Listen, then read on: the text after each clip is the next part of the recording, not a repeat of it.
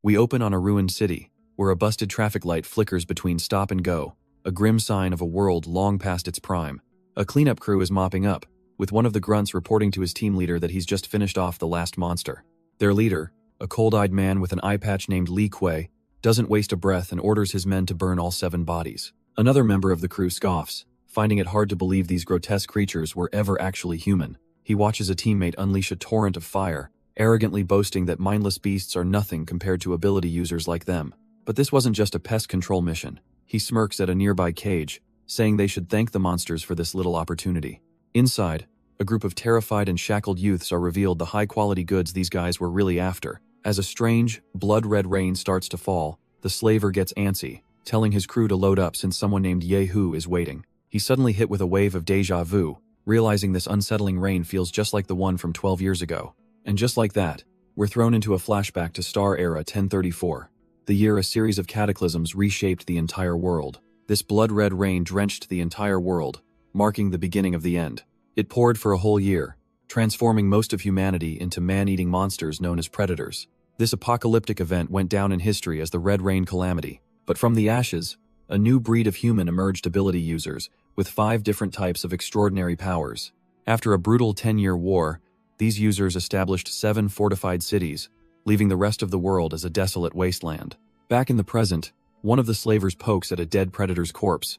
A subordinate reports to his team leader that they've finished clearing out the latest batch of monsters. But Li Kuei is on edge. He notes that 4 waves of predators in just 2 hours is way too unusual, and the boss monster is nowhere to be found.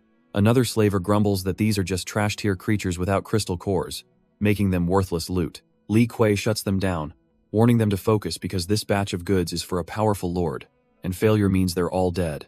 Another slaver tells Li Kuei to chill out, boasting that he'll be the one guarding the goods. Li Kuei glances at the cage, noticing some of the captives have passed out from sheer terror. The trash-tier slaver gets way too close, complaining that if the boss didn't want them, he'd have his fun. But as he's fantasizing, a strange liquid drips onto his hand from above. He looks up, completely clueless as to what's going on. A horrifying monster, the real boss of this area, looms over him, ready to devour him whole. The other slavers are dumbfounded. Someone screams that it's a rank 4 mutant they stand no chance against. The purple-haired slaver knows his C-rank ability is useless, but he attacks anyway to buy some time. His energy blast hits the creature, which is known to have both intelligence and regeneration. With their formation shattered, the slavers break and run for their lives in total chaos. But in a shocking twist, one of the slavers betrays his own, raising an earth wall to trap his comrades with the beast. The traitor screams a fake apology, promising to find the boss and get help while leaving his team leader to die. He thinks he's a genius, convinced the C-rank leader and the others can buy him just enough time to escape. But his escape route leads him right into a nest of horrifying, ghost-like women who immediately swarm him. A massive, spectral face looms over our cowardly slaver, mocking his greed as he freezes in pure terror. He's completely helpless, as their cold, dead hands grab him from all sides, pulling him into the shadows. One of the ghouls puts a finger to its lips, silencing his pathetic screams with a single, terrifying gesture. They drag him into the darkness, performing some kind of twisted ritual as he's enveloped by their shadows. Turns out, his betrayal didn't save him. It just earned him a different, more personal kind of hell. Meanwhile, back at the wall, his former comrades are being torn to shreds by a sea of tendrils and eyes, their pleas for mercy completely ignored. The illusionary beast laughs maniacally as it wraps its tendrils around one of the screaming slavers. It relishes the taste of his despair and regret, finding the cocktail of emotions absolutely delicious. But with a snap of his fingers, our boy Yehu appears, declaring that the show is officially over. He casually strolls past the terrified survivors, sarcastically calling their pathetic downfall a marvelous show. Grabbing Li Kuei by the throat, he coldly asks how it feels to watch all his men get wiped out. Another slaver spits defiance, calling Yehu a lunatic and swearing he'll never betray his lord. Yehu just scoffs, completely unimpressed by this trash-tier display of loyalty. Since the slaver won't talk, he calmly decides he'll just have to look for the information himself. He pulls out a scalpel, and the slaver's tough guy facade instantly melts into pure panic. Yehu brings the blade to the man's lips, pondering just where he should begin his gruesome work. He brings the scalpel right up to the slaver's eye, calmly deciding where to make the first cut. After a moment, Yehu decides physical torture is too simple and that this will do the trick. He mockingly offers to flatten the man's bulging forehead as energy needles pierce his skull. The slaver's mind shatters, his face contorting into a mask of pure, unadulterated agony. As the man begs for death, Yehu just tells him to hold still while he sifts through his useless memories. His power dives deep into the slaver's mind, the scalpel acting as a conduit for the psychic intrusion. Yehu's cybernetic eye glows intensely as he hunts for the specific piece of intel he needs. A wicked grin spreads across his face as he finally locks onto the target memory. With a final, brutal pull, he activates his memory retrieval and rips the information from the man's very soul. The job is done. He now knows their base is at a crude oil facility in Country R. With the intel secured, the scene cuts to another monster entirely, a man who finds a strange nostalgia in the art of slaughter. We're taken to a rundown apartment building, the kind of place where screams go unheard. Inside, this new psycho, Ji Chuan, is in his workshop, calmly placing a blood-soaked axe back on its rack. He gets to work, the sound of a drill piercing flesh and bone echoing through the room. His eyes burn with a chilling intensity, completely absorbed in his gruesome craft. With the precision of a master chef, he uses a hatchet to prepare the ingredients in a bowl. He picks up a power drill, another one of his specialized kitchen utensils, ready for the next step. Looking down at his victim, he calmly tells them to just bear with it a little longer. His strange, golden eye gleams with excitement as he explains that patience is key to achieving the peak of deliciousness. He takes a deep breath, savoring the aroma of his bloody creation, and declares that it smells absolutely perfect. And for the final touch on his masterpiece, a 3-minute soft-boiled egg, drizzled with that perfect soup. He sits back, admiring his creation, declaring it to be the perfect meal. As he eats, he makes a mental note to freeze some of the tomatoes, since ingredients this good are hard to come by. Suddenly, his eyes narrow as a memory surfaces. He glances at a framed photo, recalling that the recipe for this special sauce was taught to him by someone from his past. The photo is a souvenir from the Angel Orphanage, a seemingly happy group portrait from years ago. But that happy memory is instantly shattered, replaced by the gruesome reality of what happened, a complete bloodbath. A mysterious voice recalls the incident, noting that of all the kids, only the one from the G family survived, the one he always thought had the most talent. This man found the lone survivor, a brave but broken child, and offered him a new path. The young boy, desperate for validation, asked if killing them was wrong, only for the man to reassure him that what he did was absolutely right. Clutching his teddy bear, the young boy desperately asks if this man will truly take him away from the carnage. The mysterious mentor smirks, promising to do so, claiming our boy will become his greatest work of art. But this wasn't salvation. It was the start of a new hell, filled with agonizing experiments and endless pain. From his console, the mentor coldly lists the cocktail of experimental drugs being injected into the child. He then orders the voltage cranked up by a factor of 20, pushing the boy's body to its absolute breaking point. The memory hits so hard that back in the present, Ji Chuan's hand trembles, his fork scraping the plate. His eyes narrow, the darkness of his past threatening to swallow him whole once again. He remembers the fire, the screams, and the moment he was reborn from the ashes of the orphanage. It was in that crucible of pain and loss that his unique golden eye first awakened. Snapping back to the present, that same eye flares with power as he realizes an intruder has finally shown up. Meanwhile, in a dark room, another man with a vendetta whispers that their reunion is finally at hand. His target is plastered all over a conspiracy board. The president, connected to a web of incidents. The scene shifts to the gleaming metropolis of Yahello City, the largest sanctuary for normal humans. It's a place that promises safety and a future, a stark contrast to the hellish world outside.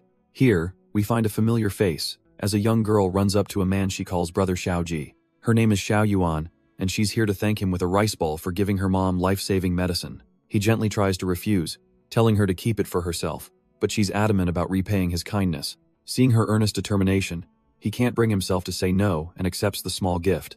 As he takes a bite, the girl watches him with hopeful eyes, waiting for his reaction. A genuine smile spreads across his face as he tells her it's delicious. A rare moment of peace for our boy, Ji Chuan. With his business done, Ji Chuan tells the little girl he's heading off to work now. Xiao Yuan waves an enthusiastic goodbye, a small beacon of light in his dark world. But that moment is shattered as we see our boy is being tailed. An agent reports the target is heading for the bus stop. Turns out, it's a full-blown surveillance team, with ground personnel ready to follow his every move. As Ji Chuan gets on the bus, the agents pile in right behind him, thinking they've got him boxed in. The bus's destination is announced as the Ability Management Center, and the agents feel confident they know his plan. A moment later, however, the agent on board is dumbfounded. The target has completely vanished from the crowded bus.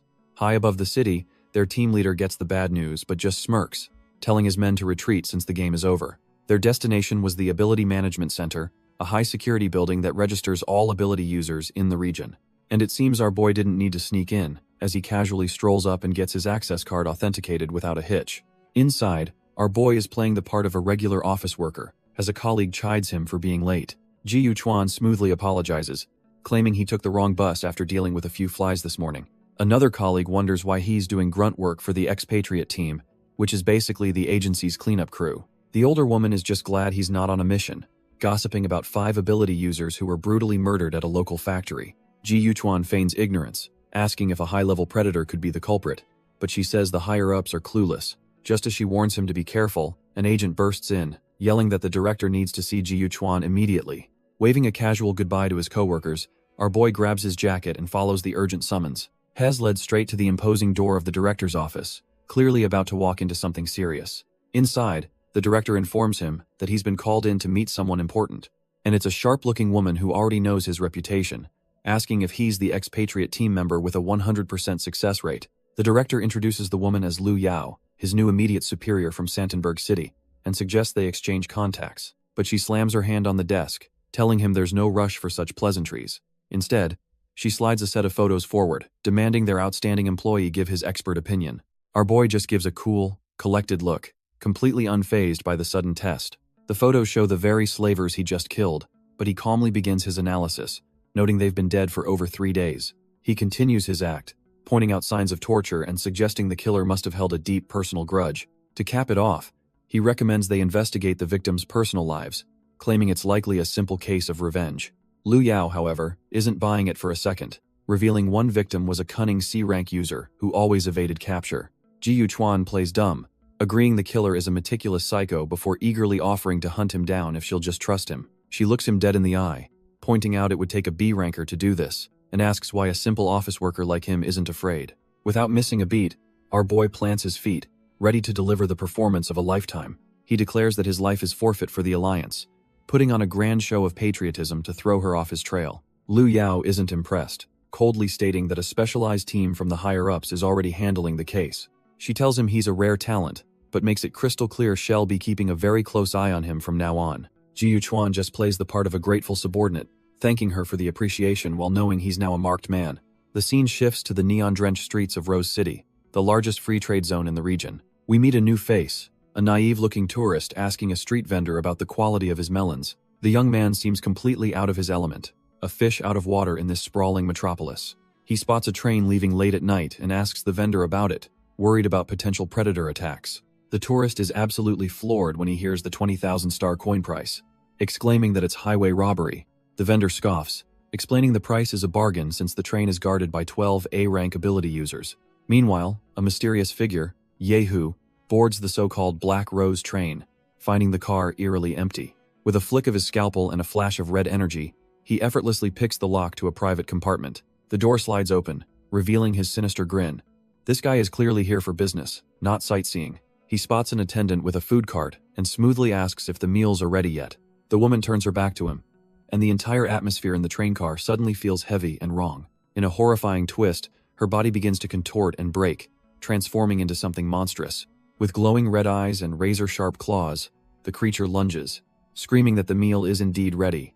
But before she can even blink, Yehu has already moved, her head flying clean off her shoulders. He coolly looks up from the corpse, sarcastically asking if this is the standard welcome aboard the Black Rose. A system notification chimes in, confirming the monster's identity has been successfully verified. But even in death, the head gurgles out a message, inviting the honorable guest on behalf of its host. Completely unfazed, our boy simply crushes the talking head under his boot with a sickening squelch. The monster's blood then pools and twists into a swirling crimson gateway right in the middle of the train car. He steps through into the infamous Black Rose Market, a lavish, hidden dimension where anything can be bought for the right price. This place is shrouded in a powerful mental energy that hides everyone's faces, but for a guy like him, seeing through it is trivial. Taking a seat, he immediately gets to business, pulling up a holographic interface to find what he's looking for. Turns out, just searching for a single address costs a whopping 200,000 star coins, a truly black market price. Before he can proceed, another faceless waitress approaches, presenting him with a complimentary meal. The dish is a disgusting platter of raw meat garnished with a human eyeball, and he can't help but feel utterly repulsed. With his special eye glowing, Yehu calmly pokes at the grotesque meal, not even flinching at the sight. The information he paid for materializes on the plate itself, pointing him towards a shadowless church that's been acting strange. Our boy can't help but smirk at the irony of a so-called church being built on top of a grimy old industrial base. The next day, he arrives at the location, which turns out to be a massive, surprisingly beautiful cathedral. Inside, the place is packed with believers fervently praying for guidance and the erasure of their sins in this chaotic world. These hooded followers are all drinking some strange liquid from bowls as part of their twisted ritual. Suddenly, a figure with a skeletal face appears at the altar, ecstatically announcing that the ceremony has begun. This cult leader then summons his holy children, a line of nuns who walk forward with an unnerving calmness. Turns out, these nuns are all holding daggers, ready to dedicate their very lives to their so-called Lord. As the leader preaches about being humble and pure, his followers drink their concoction, completely lost in the brainwashing. The leader preaches that the ideal sacrifices must be zealous and fervent in their faith. With twisted smiles, the nuns seem completely lost in the moment, ready for what's to come. They genuinely believe that being chosen by their Lord for this ritual is the greatest honor imaginable. As the next step of the ceremony, they begin walking into a glowing pool of water. He commands them to dedicate themselves, promising their Lord will remember their sacrifice. The nuns sink beneath the surface, their creepy, ecstatic smiles plastered on their faces until the very end. Seeing this, the other followers erupt in cheers, screaming that their Lord has finally manifested. The pool begins to bubble and glow, signaling the completion of the twisted sacrifice. The cult leader then announces that the holy virgins have successfully ascended to a painless kingdom. On a massive screen above, the followers watch the miracle, convinced their God is now watching over them. The cult leader roars that their devotion has moved their Lord, pointing to a serene image of a blonde woman. He then presents the Lord's blessing, a liquid that will make them loyal servants, as the nuns behind him cry tears of blood. The other followers, completely brainwashed, hold up their bowls, screaming for the blessing and boasting about sacrificing their own families. They erupt in a frenzy, believing they've finally been acknowledged by their God. A single drop of the crimson blessing falls into one of the bowls. Suddenly, a voice echoes in one follower's mind, telling him it can see the endless darkness in his heart. But the voice offers a twisted chance at redemption, a single hand reaching out from the void. It promises that the Lord is merciful, as ethereal hands gently rest on his shoulders. The illusion deepens, surrounding him with beautiful women who urge him to drink and join them in a world without pain. But our boy isn't buying it, his sharp eyes questioning this so-called new world. He sees the illusion for the beautiful lie it is, and decides it's time for everyone to wake up, shattering the bowl. The illusion shatters, revealing our boy standing amidst the stunned cultists, his golden power flaring to life. The cult leader is dumbfounded, reeling from the sudden and powerful psychic fluctuation. His shock turns to disbelief, as he recognizes the face under the hood, wondering how he could still be alive. Ji Yuchuan just smirks, mockingly surprised that the leader still remembers him after 16 long years. But the leader sneers back, saying he could never forget the child that left the deepest impression on him. A flashback reveals why. A young Ji Yuchuan, covered in blood, looking like a literal demon child. Enraged, the cult leader points and commands his followers to punish the blasphemer for desecrating their Lord. The brainwashed followers, completely lost in their fanaticism, charge forward to attack. But Ji Yuchuan is unfazed, his golden eye glowing as he prepares to activate his real power. He unleashes his true power, Dreamweaver, instantly ensnaring the charging cultists in a web of psychic energy. Even the cult leader is impressed, sarcastically complimenting the spectacular performance. But he scoffs, calling his own followers useless trash before unleashing his own terrifying blue energy. The cultists scream in agony as the leader's power courses through them, overriding our boy's control. Turns out, the leader is just a sick puppeteer, forcibly twisting his own men into something monstrous. Ji Yuchuan just smirks, noting that his old mentor still treats people like disposable tools. The leader grins like a madman, calling it a shame that all his other experiments were flawed. He reveals that whether it was the lab rats or these fools, none could compare to his masterpiece.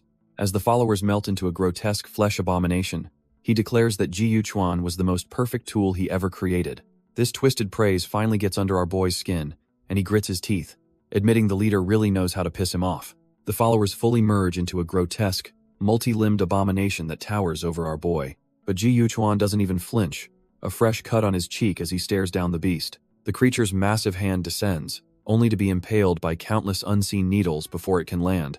Turns out, those were his signature red threads, shredding the monster's flesh with absolute ease. The cult leader just laughs, mockingly asking our boy if he likes his latest creation. He smugly declares that once an enemy makes a move, they're destined to become a corpse. Ji Yuchuan just smirks, his golden eye flaring as he admits this whole situation is kinda interesting. Seeing his power, the leader offers him a chance to return to his side and rectify his mistake. But our boy flatly refuses, saying he has zero interest in becoming a monster, especially not an ugly one. Completely enraged by the rejection, the leader screams for him to meet his end. The leader declares that a disobedient tool has no reason to exist as the flesh abomination is shredded by the red threads. He screams at our boy to just disappear already, his patience completely gone. Another grotesque monster lunges forward, trying to grab Ji Yuchuan as he calmly walks away. But our boy is too quick, effortlessly flipping through the air to dodge the clumsy attack. With his golden eye flaring, he unleashes a barrage of needle-like projectiles.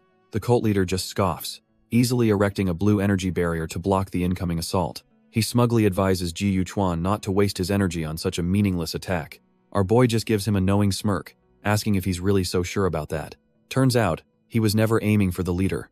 The real target was the strange framed woman behind him. The leader watches in horror as his puppet begins to swell and overload with chaotic energy. The cult leader desperately tries to contain the energy, realizing he's been completely outplayed. With a deafening roar, the framed puppet detonates, engulfing the entire area in a massive explosion. A new, calm voice echoes through the chaos, complimenting his most outstanding student. As the smoke clears, our boy is already standing before the true mastermind, having pinpointed his hidden location. Ji Yuchuan just smirks, taunting the man for always preferring to hide in the shadows like a rat. The real villain is revealed, an old man with a cane, whom Ji Yuchuan chillingly addresses as Dean. The burnt and furious cult leader screams at Ji Yuchuan for disrespecting his master and summons his ultimate trump card. A horrifying, multi-headed ghoul materializes, but it seems confused. Looking past the cult leader to the Dean, the ghoul completely ignores its summoner's command, grabbing the cult leader as he begs his master for help. But the Dean just watches coldly as his pawn is crushed, remarking that only the weak plead for their lives. With the trash taken out, the Dean smirks, declaring that now they can finally have their little reunion without interruptions. He challenges our boy, eager to see how much his perfect creation has grown since they last met. Ji Yuchuan's golden eye flares with power as he accepts, ready to give his old master exactly what he's asking for. Without a moment's hesitation, he launches himself at the grotesque ghoul, a blur of motion and raw power. He lands a devastating blow right on the monster's chest, the impact echoing through the chamber. But as he lands, Ji Yuchuan is dumbfounded. His psychic abilities had absolutely no effect on the creature. The Dean just chuckles, explaining that this puppet was specifically designed to suppress psychic powers, making brute force a fool's game. Suddenly, golden threads erupt and bind Ji Yuchuan, but our boy just scoffs at the trap, calling it quite an honor. He realizes that while he can't attack the monster directly, he can still use his powers on the environment around it. The Dean's smug expression twists into a scowl, annoyed that his former student is still acting tough instead of begging for mercy. With a roar, he unleashes his power, causing the very ground beneath the monster to erupt in a blast of energy. A massive pillar of psychic force slams into the ghoul from below, sending it reeling back in agony. The monster retaliates with a psychic blast of its own, but Ji Yuchuan just slides back, effortlessly deflecting it with a golden shield. He coughs up blood, and the Dean sneers that the damage feedback is hurting him far more than his precious puppet. Seeing his student weakened, the Dean gives him one last chance to kneel and come back to his side. But our boy just smirks through the blood, thanking him for the offer and reminding him of a certain lesson he once taught. The Dean looks on, confused, as golden threads begin to manifest all around him. He taught him to always lure the prey into a trap, and the Dean's eyes widen in sheer horror as he realizes he's the prey. Ji Yuchuan finishes the lesson, and then crush them in an instant, as the golden threads violently constrict the ghoul. The Dean is dumbfounded, screaming about how the puppet strings should be damaging Ji Yuchuan too, only for our boy to hold up the Dean's severed blue threads. Ji Yuchuan just smirks, asking his old master if his memory is failing, reminding him that he was the one who cut the strings. The Dean's blood runs cold as he realizes our boy used the psychic blast earlier as a distraction to sever the connection. With the trap sprung, the golden threads bite deep, shredding the ghoul as it screams in absolute agony. The monster is completely obliterated in a massive explosion, its very existence wiped from the board. The Dean barely manages to shield himself from the blast, muttering that he was prepared for such a desperate move. But the feedback from his puppet's destruction is too much, and he collapses to his knees, coughing up blood. Even so, the old man forces a grin, praising Ji Yuchuan for becoming an A-class psychic, his masterpiece.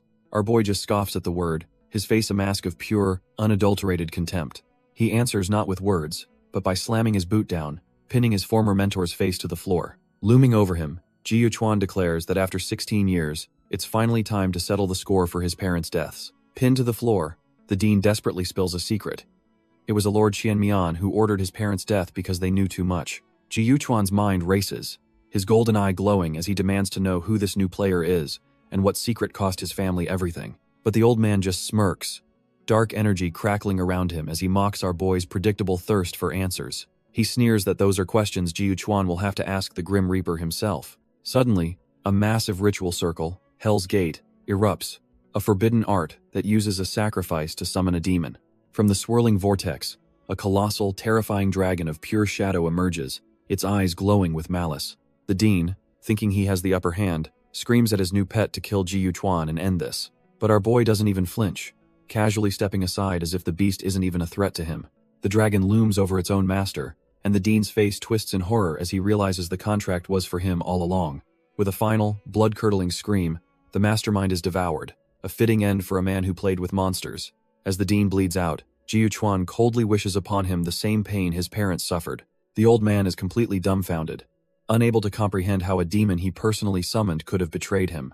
Our boy just smirks, his golden eye flaring to life, as he reveals he activated his construction ability the second they met. Turns out, the entire dragon summoning was just an elaborate performance, a psychic prediction of the Dean's own fate. Ji Yuquan offers him a final deal: name the true murderer, and he might just grant him a peaceful end. The Dean just coughs up blood, begrudgingly admitting that our boy is far more exceptional than he ever anticipated. But with his last breath, he declares he could never betray his true master, who will surely come to avenge him. Suddenly, a mysterious figure appears from the shadows, wrapping glowing blue threads around the Dean's neck to silence him permanently. Ji Yuquan is stunned as the Dean's head is sliced clean off, his plan completely derailed by this newcomer. And to his shock, the killer is none other than the cult leader, wielding the exact same Dreamweaver power. The cult leader wastes no time, unleashing a horrifyingly complex ritual that blankets the entire church in malevolent purple energy. From the depths of the spell, two monstrous, chained hellhounds begin to materialize, snarling with otherworldly rage. The ritual even conjures the ghostly head of the recently deceased Dean, a twisted mockery of our boy's failed interrogation. It's a full-blown sacrificial ceremony, with a terrified woman suspended in chains above a pit of skulls, as two massive winged demons stand guard. Ji Yuquan's psychic senses are screaming at him, every fiber of his being telling him to run from this overwhelming power. Meanwhile, outside, the authorities have cordoned off the area, with a news reporter calling the supernatural event a simple corrosive fog. But running is for cowards.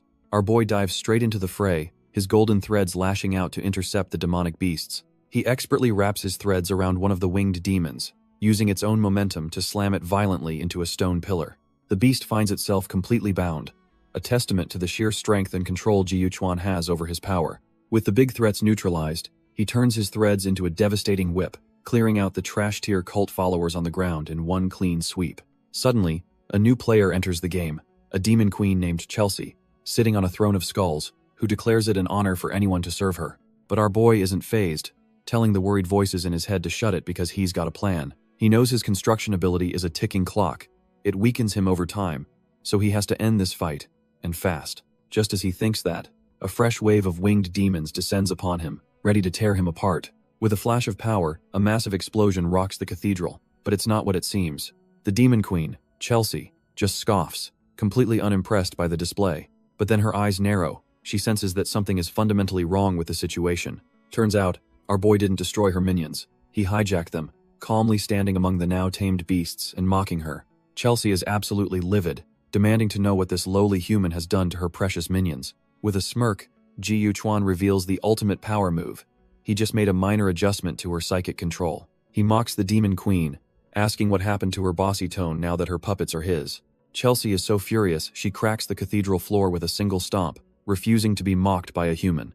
Her entire aura screams unforgivable as she glares down, surrounded by the remnants of her power. Wasting no time, our boy turns her own minions against her, ordering them to keep their former master company. But Chelsea just scoffs, wondering if he really thinks these trash-tier summons can actually pose a threat to her. She proves her point instantly, obliterating one of the demons with a casual flick of her energy tendril. Seeing his chance, Ji Yuquan makes a run for it while his new pets serve as a bloody distraction. Suddenly, a flash of red light catches his eye as a massive energy blast comes screaming toward him. There is no way Chelsea is letting him escape.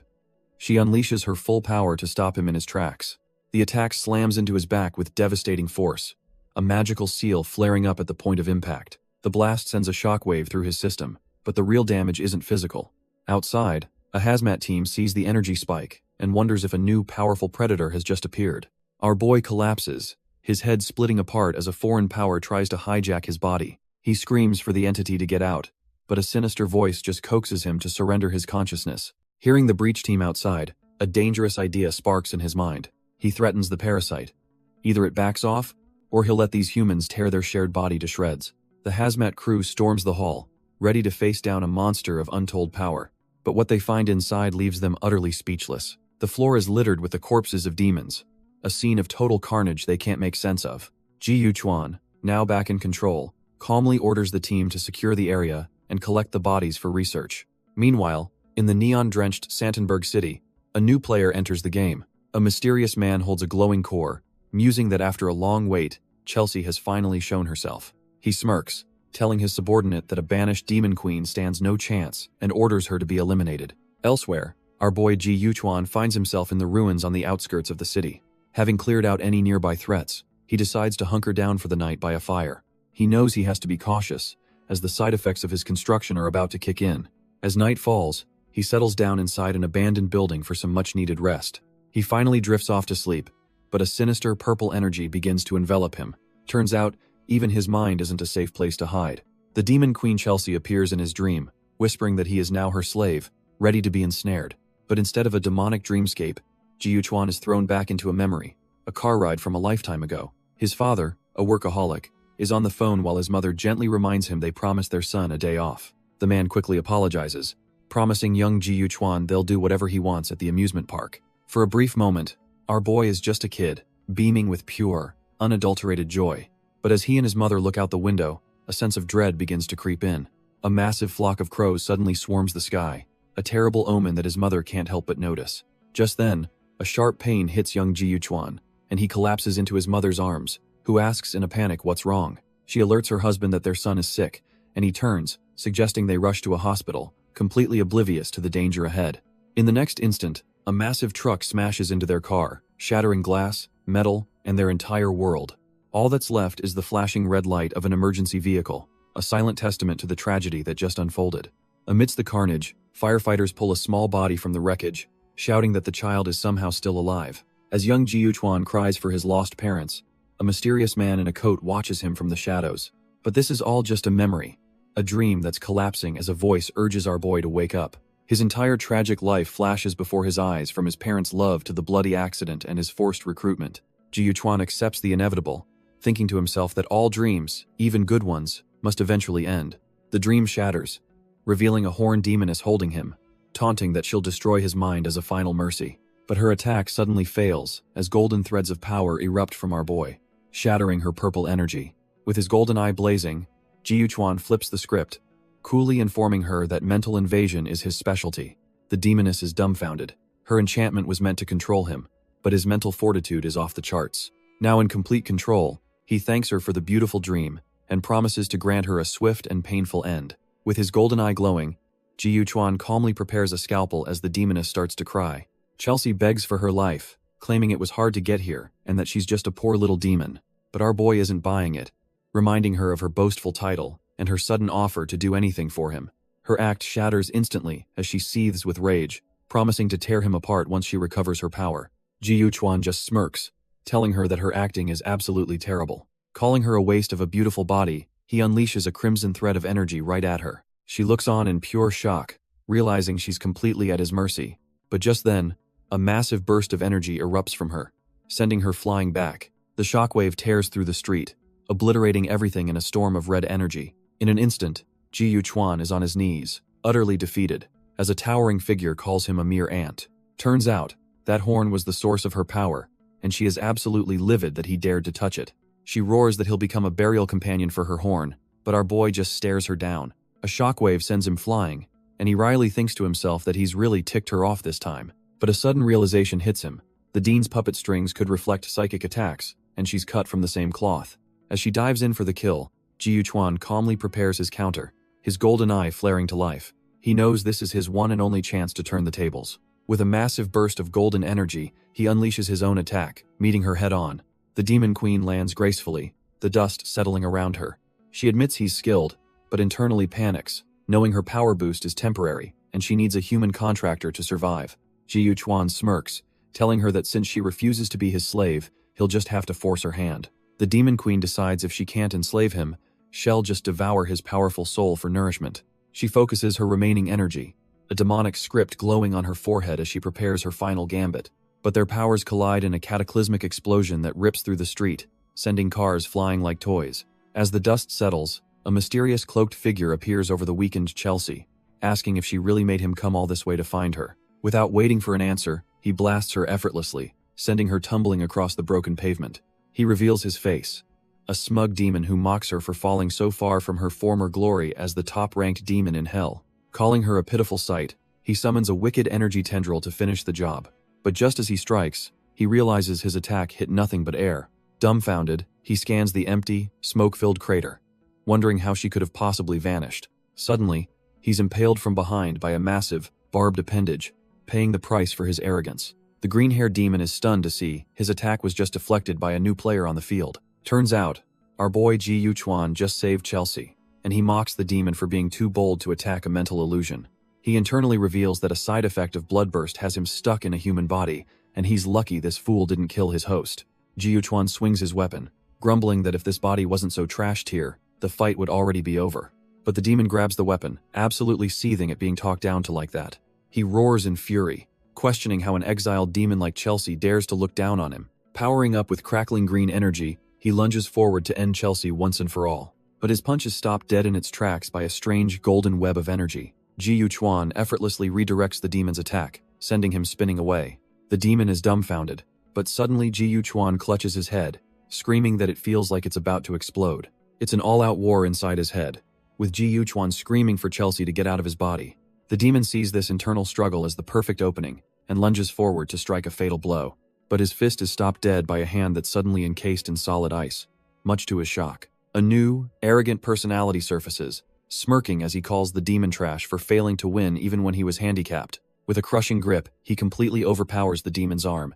The demon is left utterly speechless as he's pulled into a bizarre, almost intimate hold. The two personalities then start arguing with each other, each blaming the other for hindering the fight. Their opponent can only stare in disbelief, thinking this whole situation is beyond ridiculous. As the demon attacks again in a rage, Chelsea warns Ji Yuchuan that they must cooperate or they'll both perish. Deep inside their mindscape, it's revealed Chelsea has our boy bound in chains, telling the lowly human to know his place. Ji Yuchuan reluctantly agrees to a truce, deciding to borrow Chelsea's power to deal with the demon first. The green-haired demon is dumbfounded, demanding to know what kind of trick our boy is pulling now. With a wicked grin, Ji Yuchuan decides to see just how good he is at using this borrowed power, summoning a storm of chains. The demon is instantly overwhelmed, his own energy blasts getting utterly shredded by the psychic assault. Lying broken on the ground, he can't believe a mere human could wield Chelsea's power so effortlessly, wondering if their fight was just a ruse. Pushed to the brink, the demon grits his teeth, realizing he has no choice but to use his lord's power. He pulls out a syringe filled with some miraculous, glowing green potion. As he injects the fluid, his eye glows with a terrifying new energy. He roars as the power surges through him, his body transforming into a monstrous, hulking beast. But Ji Yuchuan is completely unfazed, telling the newly buffed demon to go meet his demise all the same. The demon dodges the psychic chains with ease, leaving Ji Yuchuan's attack to smash into the empty ground. In a flash, the powered-up monster is right in his face, ready to strike. Even our boy is taken aback, realizing the demon's speed is on a whole other level now. Before he can even process it, the demon slams him into the concrete with brutal force. The demon gloats over the body, proud that he one-shotted the human with his lord's potion. He figures all that's left is to drag the corpse back as proof of his victory. But as he reaches down, he's suddenly shredded by a flurry of crimson energy threads. The demon is completely dumbfounded, having no idea where that attack came from. Ji Yuchuan rises from the crater, revealing he was just playing dead the whole time. He calmly explains that using Chelsea's power was too taxing, so he switched to his own. The demon gloats, but our boy just smirks, thinking this trash-tier demon fell for the oldest trick in the book. Suddenly, a colossal purple snake of pure demonic energy erupts from Ji Yuchuan, towering over the demon's corpse. The spectral serpent lunges down, its maw wide open to devour the demon's very soul. He grimaces at the disgusting taste but admits it's a necessary evil to restore some of his drained power. But the backlash is immense, and he scoffs at his own body, wondering if this pathetic level of strain is all it can handle. He realizes that human bodies are just too fragile to contain this kind of monstrous power. Just as he's about to collapse, the demon queen Chelsea appears, telling him she's only saving him because she has no other choice. She holds him close, lamenting that if it were up to her, she'd have never gotten involved with such a weak vessel. To save him, she shows some tough love, impaling him with her own demonic energy and telling him to be grateful for her mercy. The process is agonizing, and our boy can only cough up blood as his body is forcibly stabilized. Our boy wakes up in a hellscape, completely disoriented and wondering if he's somehow become the demon queen Chelsea. He quickly realizes this isn't a transformation. He's been plunged into one of her traumatic memories. In this past, a horde of demons is hunting her down, screaming that she's a traitor who needs to be eliminated. Suddenly, a beam of golden light streaks down from the blood-red sky, catching one of the skeletal demons by surprise. The light slams into the ground, erupting into a colossal pillar of pure energy that tears through the desolate land. All the demons are dumbfounded for a second before they erupt in a frenzy, screaming about something called the Eye. It's their ticket out of this god-forsaken place, and they start a mad dash towards the light. Every last one of them scrambles over each other, desperate to claim the Eye for themselves. But Chelsea just scoffs, summoning a gnarly-looking scythe, and deciding that if they all want it so badly, then she'll just have to cut them all down first, her eyes glowing with cold, murderous intent. With a final, brutal swing, Chelsea declares that the path to freedom is now hers, and hers alone. Suddenly, the vision shatters, and our boy Ji Yuchuan snaps awake, utterly disoriented. He finds himself in a desolate, rocky landscape, with the demon queen Chelsea casually telling him he's finally conscious. Ji Yuchuan stumbles up, demanding to know what she's done, but she just scoffs at the ungrateful human. She leans in, reminding him that she's the one who saved his life, and he realizes with a jolt that he can't move a muscle. Chelsea explains they're now bound by cosmic rules, a pact that means neither of them can harm the other. A spectral demon wraps around him as she reveals the shocking truth. He is now her kin. A slow, calculating smirk spreads across our boy's face as he realizes her entire backstory is real. He immediately starts prodding, asking if she fled to the human world because she was too weak to survive, which makes her furious. But just as she's about to retort, a loud gurgle from her stomach completely shatters the menacing atmosphere. Our boy pulls out a can of food, sarcastically noting he never figured demons could feel hunger. Chelsea explains that in the human world, she's bound by its rules, but admits having a human kin isn't so bad after all. Suddenly, Ji Yuchuan notices a glowing purple mark on his chest and demands to know what it is. She leans in to inspect it, causing him to flinch, defensively telling her he meant no harm. With a sharp "shut up," she cuts him off, her playful demeanor vanishing in an instant. She reveals that in Hell, the top 36 demons are ranked on a leaderboard, and each one bears a unique number. He puts two and two together, his mark is the number 1, but she clarifies that she was betrayed, and her rank and memories were erased. Her grand plan is to consume all the other ranked demons to get her memories back, and she wants him to sign a contract to help. His mind races, connecting the potion the last demon drank to the one the dean gave him, realizing they're all linked to some mysterious lord. Pulling her close, he asks what's in it for him, but his mind is already made up. This demon is a target for his organization, Blaze. Chelsea sweetens the deal, revealing she's seen his memories and can help him find his parents' killer. In exchange, he must help her climb back to the top of the demon leaderboard, summoning a glowing contract circle. But our boy isn't a fool. He stops the ritual mid-cast, agreeing to the deal but only with some extra conditions. He lays down his terms: no arbitrary orders, no possession, and no coercion whatsoever. Chelsea is absolutely dumbfounded, her glowing eyes narrowing with irritation. She comically snaps, asking why he's being so difficult, but he just smirks, saying he has to be cautious with the mightiest demon. Gritting her teeth, she realizes she's stuck. Without him as a willing contractor, she can't access her full power. With the terms agreed upon, they clasp hands, and the contract is officially formed in a flash of purple energy. A massive pillar of demonic power erupts from the ground, sealing their pact for good. The ritual leaves Ji Yuchuan completely drained, telling his new partner, now a small creature on his shoulder, that he's done his part. With the tiny demon queen asleep on his shoulder, our boy admits to himself that this partnership might not be so bad after all. But while he gets a moment of peace, the city is descending into absolute chaos. At a high-tech command center, alarms blare as demon appearances spike across multiple locations. The woman in charge, Lu Yao, grimly realizes the situation is far worse than any of their projections. Her superior gives the order to his assistant, deciding it's finally time to proceed to the next phase of their plan. Lu Yao clutches a file, a sense of dread washing over her as she feels her own time is running out. Meanwhile, in a desolate, otherworldly wasteland, a sinister presence makes itself known. A monstrous, gargoyle-like demon perches over a screaming stone effigy, a trophy from its last kill. The beast lets out a terrifying roar, asserting its dominance over this barren hellscape. Wasting no time, it smashes through some kind of portal, bursting into a new location to hunt. The demon's hunt was short-lived, as it and another monster now lie dead on a desert highway, roadkill for a passing convoy. Inside the lead truck, the driver laughs it off, telling his passenger that their good days are coming now that the monsters are killing each other. But our boy, Ji Yuchuan, finds this fascinating. He thought these so-called predators were mindless, yet they're terrified of these low-level demons. The driver clocks his passenger's confusion and asks if he's been living under a rock, since these new creatures aren't in the old predator directory. He explains that these new monsters, officially dubbed sadists, recently emerged from Rose City and are now classified as dangerous level 3 threats. Ji Yuchuan puts on a grateful smile, thanking the driver for the ride, all while realizing the city officials are clearly covering up the truth about the demons. The driver waves it off, confident that their cargo will fetch a high price and that the official safe route they're on is perfectly secure. Famous last words, as a sudden blast of violent energy rips through the side of his truck. The driver is thrown from his seat, his world turning upside down as the vehicle veers wildly out of control. The survivors stumble out of the wreckage, disoriented and panicked, as the truck driver tries to rally his men. Even our boy Ji Yuchuan is caught off guard, not by the attack, but by what's causing it.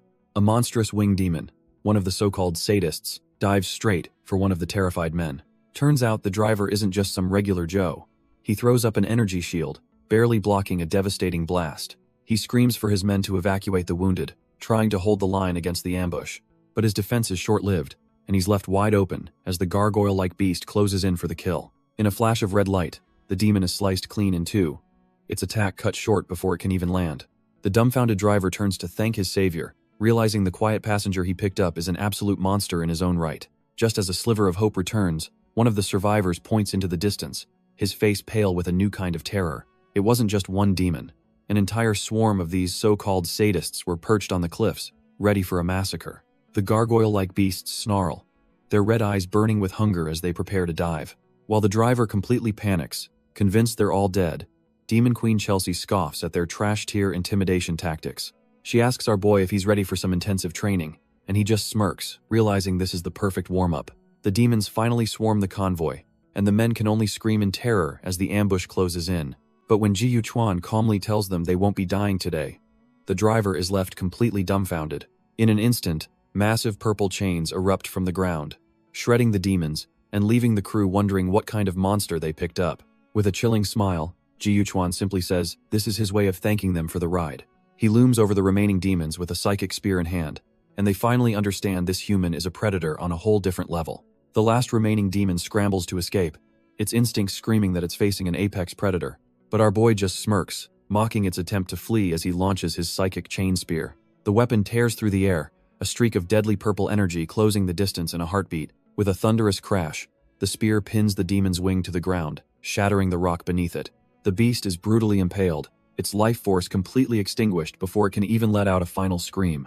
After absorbing the demon's essence, Chelsea lets out a small burp and complains that he better not feed her such trash again. Ji Yuchuan reassures her she won't have to eat the next ones. Just as the driver spots dust clouds on the horizon, the man is overcome with relief, shouting that the enforcement team is finally here to save them. A formidable-looking woman named Lu Yao leads the squad, her sharp gaze locking onto the driver as she asks about their condition. Ji Yuchuan casually throws an arm around the driver, loudly thanking Lu Yao for saving them just in the nick of time. The driver, flustered, quickly agrees, realizing our boy wants him to keep his mouth shut about who the real hero was. Lu Yao smirks, hearing the report that a live sadist has been captured, clearly not buying the act for a second. She tells Ji Yuchuan he sure kept her waiting, but he just plays dumb, asking what she could possibly need from him. Deciding they've had enough of an audience, he puts a hand on her shoulder and states, there are too many people around. In a flash of digital distortion, his psychic power activates before anyone can react. He instantly teleports them both into a strange, isolated space, noting that it's much quieter here. Lu Yao is completely dumbfounded, realizing he's a rare space-based psychic capable of a space jump. Now that they're alone, she regains her composure and tells him it's time for a serious talk. Lu Yao gets straight to the point, asking if our boy has already signed a contract with a demon. On his shoulder, Chelsea asks if he wants her to kill this woman, but he tells her to hold on and see what she wants. He plays dumb, but she's not having it and asks if he's ever heard of an organization called Heaven's Wrath. Ji Yuchuan's expression darkens. He knows they're a group packed with powerful psychics. Turns out, Heaven's Wrath is a mysterious global organization dedicated to wiping out predators that emerged after the Red Rain calamity. With the cards on the table, Lu Yao formally invites him to join their team. Ji Yuchuan gives a polite smile, saying her ideals are admirable, but he's got other things to do. She tells him not to be so hasty, claiming that joining them is his best choice no matter what his goals are. The perks are insane. near total access to the 7 major cities and a massive power boost for both him and his contracted demon. With a smirk that could cut glass, he asks her what happens if he still refuses. A blue energy chain suddenly materializes, and our boy sarcastically asks if this is her plan B, imprisonment. Lu Yao coolly informs him that for unofficial contractors, the choice is simple: join Heaven's Wrath or face termination. But Ji Yuquan just laughs, his hand crackling with a sinister purple energy right beside her face, catching her completely off guard. He unleashes a fraction of his power, flooding the room with an oppressive aura that makes the air thick. With one eye glowing a menacing purple, he calmly states that he's actually willing to join their little club. However, he's got conditions. He gets to choose his own missions, and they have to share all their intel on demons. Lu Yao is stunned, feeling the raw power of his contracted demon coiling around her like a venomous snake. Her shock quickly morphs into a wicked grin. She realizes his immense strength is the final piece she needs for her master plan. Now that they're on the same side, Ji Yuquan immediately starts grilling her for information on the demon's origins. Lu Yao explains that while their exact beginnings are unknown, they've recently made a critical discovery about them. Turns out, they've discovered a specific frequency that can restrain these so-called predators. Ji Yuquan calls her out, asking why they're hiding this truth and just labeling demons as simple monsters. Lu Yao scoffs, claiming that too much information would just throw the world into chaos. To the public, they're all just monsters. Our boy isn't buying it, thinking to himself that humans always love to hide things, and this Heaven's Wrath group is no different. Still, he agrees to the deal, saying he hopes they can get along now that she's shown some sincerity. Lu Yao is ecstatic and reaches for a handshake to welcome him, but Ji Yuquan gives her the cold shoulder. He just gives her a chilling smile, warning her not to disappoint him, making it clear who's really in control here. Unfazed, she tells him to be ready by 8 a.m. tomorrow. She'll take him to headquarters to meet the team. As the sun sets on the city, our boy heads back to his own place, the new deal weighing on his mind. And in a bizarre twist, the deadly hunter is now just a regular guy, calmly making a tomato salad for dinner. Just as he's getting into the zone, a voice calls his name from the other room. Turns out, it's the demon queen Chelsea, who's taking a bath and is completely baffled by the concept of a showerhead.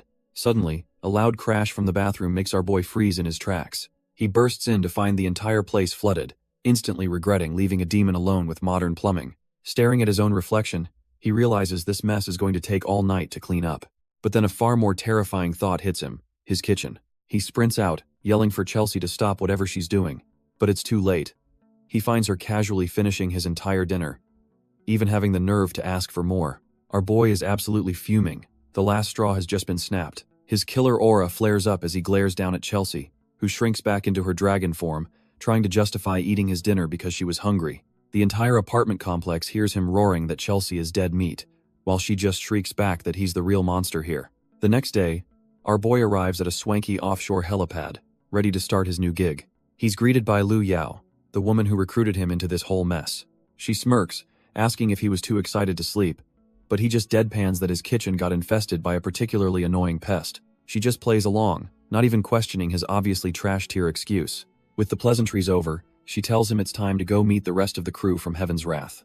Overlooking the futuristic Santenberg city, she explains that their boss must be a real big shot to set up shop here. He questions why their base isn't inside the city, but she reminds him that the place is a fortress. Turns out, the city's constant surveillance would seriously cramp their style and restrict their operations. With that, she leads him into their hidden, high-tech facility, ready to give him the grand tour.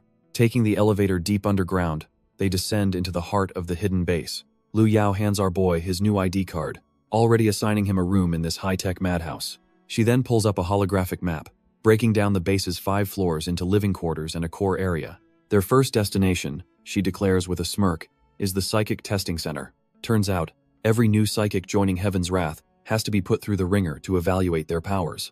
A lab technician greets them, welcoming Lu Yao and acknowledging her hard work in bringing in fresh meat. Ji Yuquan's eyes flare with a cold light. He's already on high alert, analyzing every corner of this place. He asks if he should just head in, but Lu Yao sweetly suggests he can take his demon if he's feeling unsure. Chelsea, however, isn't buying the act for a second, sensing the woman's blatant hypocrisy. As if on cue, the massive, imposing doors to the testing chamber slide open. Our boy calmly steps into the machine, and the psychic evaluation begins. Suddenly, alarms blare as his eyes glow with immense power, the system flashing critical warnings. A technician screams in disbelief that his psychic index is completely off the charts, exceeding the equipment's capacity. The entire testing apparatus explodes in a shower of sparks, unable to contain his raw power. Lu Yao just smirks, thinking this incredible spiritual fluctuation is exactly what she's been searching for. Ji Yuchuan steps out of the wreckage, putting on an innocent face and apologizing for breaking their fancy machine. He glances at the results, a cold, calculating look in his eyes. The screen confirms it, an S-level mental psychic, but he's a little surprised to see his physique is only ranked B. Lu Yao explains that for a mental type, a B-rank physique is already monstrous, nearly at the level of enhancement specialists. She puts a hand on his shoulder, telling him that with an S-level psychic rating, he can skip the rest of this pointless assessment. With the assessment over, Lu Yao leads him deeper into the facility, towards a massive, glowing containment field. She welcomes him to the real Heaven's Wrath Research Center, standing before a colossal demon floating in a test tube. Our boy just smirks, realizing this is the true reason she brought him here, and she coolly confirms his suspicion. Chelsea, however, is getting a bad feeling, whispering to him that she hopes they aren't about to become test subjects. Lu Yao explains that this research center is an old relic, built to study demons that appeared long before the Red Rain calamity. She then changes the subject, asking him if he's ever thought about the giant tech tree in the heart of Santenberg City. With a knowing look, she reveals that its public function is nothing more than a superficial facade. The truth is that massive digital tree spreading its roots throughout the city isn't just for decoration. Its real purpose is to act as a colossal prison, sealing away countless high-ranked demons right under everyone's noses. It all clicks into place for Ji Yuchuan. The demonic aura he'd been sensing was leaking from these very prisoners. Lu Yao explains that no one knows why demons first appeared, but their evil energy infected the world, creating both psychics and predators. Our boy puts two and two together, realizing that the power sources for both demons and humans are fundamentally linked. She lays out the grand plan. Beneath the tech tree are seals for 36 ranked demons, and locking them all away will end the calamity for good. With a serious look, she tells him that only a demon can defeat a demon, and the world desperately needs his unique power. But Ji Yuchuan just scoffs, revealing with a cold smile that he couldn't care less about the future of the planet. He's more interested in something personal, asking if his contract with the demon Chelsea was something she orchestrated from the start. Lu Yao simply stares back, her expression unreadable as the accusation hangs heavy in the air. Chelsea freaks out, screaming that Lu Yao is a villain just like the dean. But our boy calmly tells his little demon to shut up. He then reveals he's been onto her for a while, from her connection to Yahello to the agents she had tailing them. Golden threads of his Dreamweaver power snake around her as he mockingly says she's cast a very long line, implying she's caught a predator she can't handle. But Lu Yao just smirks, smugly asking if he enjoyed falling right into her trap. He lashes out with a golden thread, but she dodges the lethal strike in a flash, much to his surprise. Lu Yao thinks to herself that if it weren't for her spatial ability, that single hit would have been the end of her. Realizing his powers are being suppressed, our boy orders Chelsea to possess him, but she stubbornly refuses. Suddenly, a strange energy yanks Chelsea off his shoulder, forcing her to transform against her will. In a burst of light, she's back in her humanoid form, screaming in confusion about what's happening. Ji Yuchuan watches, dumbfounded, as his demon partner is instantly sealed inside a glowing blue pyramid. Lu Yao casually explains this is some new tech they're testing, and it seems to be working perfectly. Unfazed, our boy sarcastically compliments her, admitting her research center isn't entirely useless after all. But before he can finish his thought, vicious black spikes erupt from the floor, aiming to impale him. Our boy dodges the spikes, but a split second later, his whole body freezes up in shock. He tries to move, only to realize he's completely paralyzed, his shadow pinned by some unknown, inky black substance. Lu Yao smugly congratulates her subordinate, who steps out of the shadows holding a weapon made of pure darkness. Turns out, this new player is the one who laid the trap, and she looks like she means business. Lu Yao introduces her as Shana, another one of their top employees with a perfect mission record. She then reveals that Shana's only failure was the human trafficking case run by Yahello. The realization hits Ji Yuchuan like a truck. He remembers seeing her face among the captives he rescued back then. He scoffs, finally understanding that her failure was the entire point. She was the one who exposed him to them. Lu Yao confirms it, explaining that as a shadow demon contractor, Shana could easily hide her presence and fake being unconscious. From the intel she gathered, they became fascinated by his immense mental power, a crucial asset for contracting with demons. But our boy just smirks, asking Lu Yao if she's really so confident standing this close to a psychic powerhouse like him. Suddenly, Lu Yao is dumbfounded, as golden threads of energy begin to materialize all around her. Before she or Shana can react, the threads wrap around her completely, paralyzing her on the spot. Shana wastes no time, manifesting her shadow bow and demanding he release her boss immediately. Ji Yuchuan calmly explains the tables have turned. If they want Lu Yao to live, they'll release Chelsea from her prison. Xiana grits her teeth, Caught between her loyalty to her boss and the mission objective, she makes a split-second decision, drawing her bow and letting a volley of shadow arrows fly. The arrows shatter Chelsea's containment unit, but one also slams right into Ji Yuchuan, knocking him back. With her boss freed, Xiana rushes to her side, but the fight is far from over. Ji Yuchuan rises, now surrounded by Chelsea's demonic purple chains, mocking them for thinking their little trap ever stood a chance. But in a shocking twist, Lu Yao apologizes, revealing the whole hostage crisis was just a test of Xiana's abilities that got out of hand. Our boy is completely disgusted by the hypocrisy, thinking to himself that these humans are even more revolting than trash-tier demons. Lu Yao cuts to the chase, offering him a position as the brain for a new team of psychic demon contractors she's assembled. He just smirks, telling her he's not interested in being a babysitter for her little squad, but she knows exactly what he wants, offering him access to the Heaven's Wrath system and free reign to hunt any demon he pleases. Ji Yuchuan realizes this is the perfect opportunity. He can use their resources to fulfill his contract and finally get rid of Chelsea. With his mind made up, he asks for the next step, and Lu Yao assigns him to the Wailing Tower with Xiana for the next morning. She explains that he'll meet the other 3 members of the team when he gets there. Lu Yao can't hide her satisfaction, thinking her perfect demon squad is finally coming together. The next day dawns on Santanurg City Square, setting the stage for their first mission. Meanwhile, one of Lu Yao's associates, a researcher type, calmly notes that energy fluctuations are perfectly normal. Turns out he's monitoring a colossal pale demon that's just smashed its way out of containment. But before it can even take a step, a small, blue-haired boy devours it whole, letting out a satisfied burp. Elsewhere, under a blood-red moon, a lone road sets a much grittier scene. Here we meet another member, a masked psycho laughing his head off, casually holding a demon's severed head. The final member, however, operates in a completely different world of luxury. He's posted up in a high-rise penthouse with its own private pool. This long-haired pretty boy is just chilling in a bathrobe, sipping on some expensive-looking wine. He seems completely at ease, a world away from the freaks and monsters on his new team. But a sudden flash to a monitor reveals his dark past as a terrified subject of over 1,700 brutal experiments. A researcher coldly tells the young boy to prepare for the second experiment. Turns out, the lab had 2 identical devices, a detail that sticks in our boy's memory. Back in the present, Ji Yuchuan mulls over his mission, trying to connect the dots between different organizations.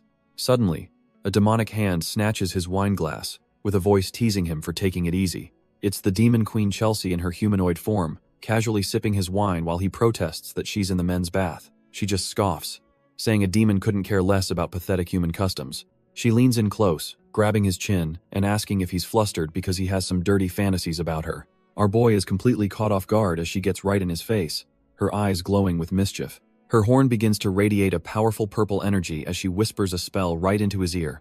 A wave of enchantment magic washes over them, wrapping Ji Yuchuan completely in her demonic power. Chelsea reveals her master plan. By controlling his Dreamweaver, she can invade his mind directly. She commands the seemingly entranced Ji Yuchuan to submit his body to her will. But instead of obeying, a sly smirk creeps across his face as he whispers something back. The Demon Queen is completely dumbfounded, demanding to know what he just said. Turns out the enchantment was a total bust.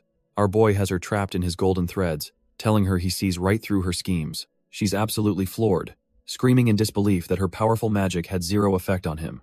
Ji Yuchuan just coolly explains that he never, ever underestimates his opponents. Now it's her turn to be trapped, and all she can do is curse him for being a despicable human. His power plunges into her mind, revealing a traumatic memory of a younger Chelsea being forced to become the new Demon King. The vision deepens, showing her standing grimly upon a throne of skulls, a ruler forged in blood and betrayal. His mind dive reveals a horrifying scene where her own demonic subjects turn on her, demanding her blood as a sacrifice. In the memory, a younger, enraged Chelsea screams at them to get lost, betrayed by the very demons she was meant to lead. The psychic backlash hits our boy hard, making him cough as the Demon Queen furiously tells him there are consequences for his intrusion. He's still reeling, realizing he just witnessed her deepest trauma, the truth behind her ascent to the throne. She's had enough, lunging forward with glowing purple claws to deliver what she calls his long-overdue punishment. But her attack just stops, leaving her completely dumbfounded as she finds her wrist caught in an iron grip. Turns out, Ji Yuchuan caught her attack with one hand, his robe falling open as he looks down at the stunned Demon Queen. He gives her a cold, hard stare, a silent message that the games are officially over. Suddenly, we cut to an outside view of the building as someone screams Chelsea's name into the night. The scene then shifts to a massive skyscraper ominously named the Wailing Tower, leaving us to wonder what's coming next. We find our boy Ji Yuchuan with a new pink-haired colleague, annoyed that their client is wasting his time by not teleporting them directly. He explains that spatial transference is incredibly draining, so it was just a cheap intimidation tactic. But before he can finish, a wild-eyed brawler with a bloody weapon appears from nowhere, screaming that humans are useless. Ji Yuchuan dodges the lightning-fast ambush, the attack barely grazing past him as it smashes into the ground. Hess internally stunned. Realizing he never even sensed this guy's presence, this new opponent is the real deal. The pink-haired woman quickly intervenes, stopping the brawler she calls Seagrism and telling him Ji Yuchuan is their new partner. Seagrism gets up, sneering with disgust and complaining that our boy absolutely stinks. Ji Yuchuan just smirks, retorting that his power, Bella, doesn't like Seagrism's smell, either, as red energy whips around him. Not one to be outdone, Seagrism prepares his own counter, summoning a shield of blue hexagonal energy. The two powers clash in a brilliant explosion, red tendrils smashing against the blue barrier as the fight begins. Just as the fight is about to pop off, a calm voice cuts through the tension, telling Seagrism to stand down. A blonde man with glasses steps forward, chiding Seagrism for being so unwelcoming to their new teammate. Seagrism just scoffs in annoyance, clearly not happy about being told what to do. Before he can argue, green energy tendrils wrap around his leg, and he realizes even Guzera is stopping him. A blindfolded boy calmly tells him to relax, reminding him that this was all Miss Lu Yao's arrangement. Defeated, Seagrism talks to his weapon, asking his Bella to tolerate the newcomer's disgusting demon for a little while. The weapon's red energy pulses as if to say it will endure this, but only for its master's sake. The pink-haired woman, Lu Yao, then pulls up a holographic display, briefing them on a high-priority mission involving a ranked demon. Seagrism immediately storms off, grumbling about just killing anything that gets in their way, with Guzera trailing behind him. The blonde man stays behind, formally introducing himself to Ji Yuchuan as Ba Yin and offering a handshake. Our boy introduces himself, but his little dragon demon, Chelsea, whispers a warning in his mind. This new guy is stronger than him. Chelsea gets instantly excited, practically screaming that she wants Ba Yin's body, forcing Ji Yuchuan to quietly restrain her. With introductions over, Ba Yin leads Ji Yuchuan and Lu Yao toward the mission site, a seriously ominous-looking building. Inside, Seagrism and Guzera are already waiting, and Seagrism can't help but comment on how utterly disgusting the place is. Suddenly, a freaky-looking piranha monster bursts from the green slime, lunging right at them. Guzera doesn't even flinch, seemingly using his power to mess with the creature as it lets out a cackle. But Seagrism isn't waiting around, stepping in front of Guzera and powering up his blade to slice the trash-tier monster in half. He warns Guzera to stay sharp, pointing out that these things can swim through the pools of slime all over the floor. Guzera clutches his coat, asking if his big brother will protect him, and Seagrism just smirks, saying of course he will. His weapon, Bella, flares with power, as Seagrism reaffirms his one true mission, protecting his little brother at all costs. Seagrism roars with manic glee, declaring that his sole duty is to be the ultimate older brother. Guzera watches his brother's display, calmly thinking to himself that Seagrism is as reckless as ever. But he doesn't seem to mind, casually dropping a strange, spoon-like object into the green ooze. As more monsters emerge, he activates his skill, Gluttony, knowing this will only attract more of them the deeper they go. Meanwhile, Ba Yin and Lu Yao finally make their way into the disgusting, slime-covered corridors. Ba Yin suggests they stick together to counter the barrier demon, but Ji Yuchuan's reflection shows his refusal, preferring to go solo. Lu Yao explains this entire 4-star mission is his initiation, leaving Ba Yin stunned that a newbie could handle such a high-difficulty test. But Lu Yao's expression turns grim as she flatly denies that he's just another strong ally. She warns Ba Yin that the newbie is dangerous, as our boy realizes he's been walking in circles this whole time. Ji Yuchuan quickly deduces they're trapped in a ghost wall, a classic illusion meant to disorient intruders. He notes that the endless monsters popping out of the ooze have a strange, mermaid-like appearance. Suddenly, Chelsea's voice cuts through his thoughts, warning him to stay sharp. She senses a massive presence barreling down the corridor right towards them. Our boy instantly reacts, his golden threads lashing out to intercept the incoming threat. But his attack hits nothing, leaving him to wonder if his senses are playing tricks on him. Turns out, the real danger wasn't in front of him, but had snuck up right behind his back. A rank 31 mermaid demon materializes with a grin, making the bizarre demand that he give her a child. Ji Yuchuan is completely dumbfounded, unable to process the sheer absurdity of her request. Chelsea, of course, finds this hilarious and suggests he just agree to it, earning a sharp rebuke from our boy.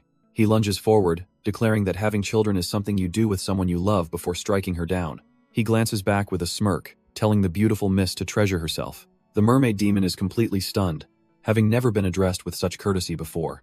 Her mind short circuits, mistaking his words for a marriage proposal, and she immediately starts planning their future.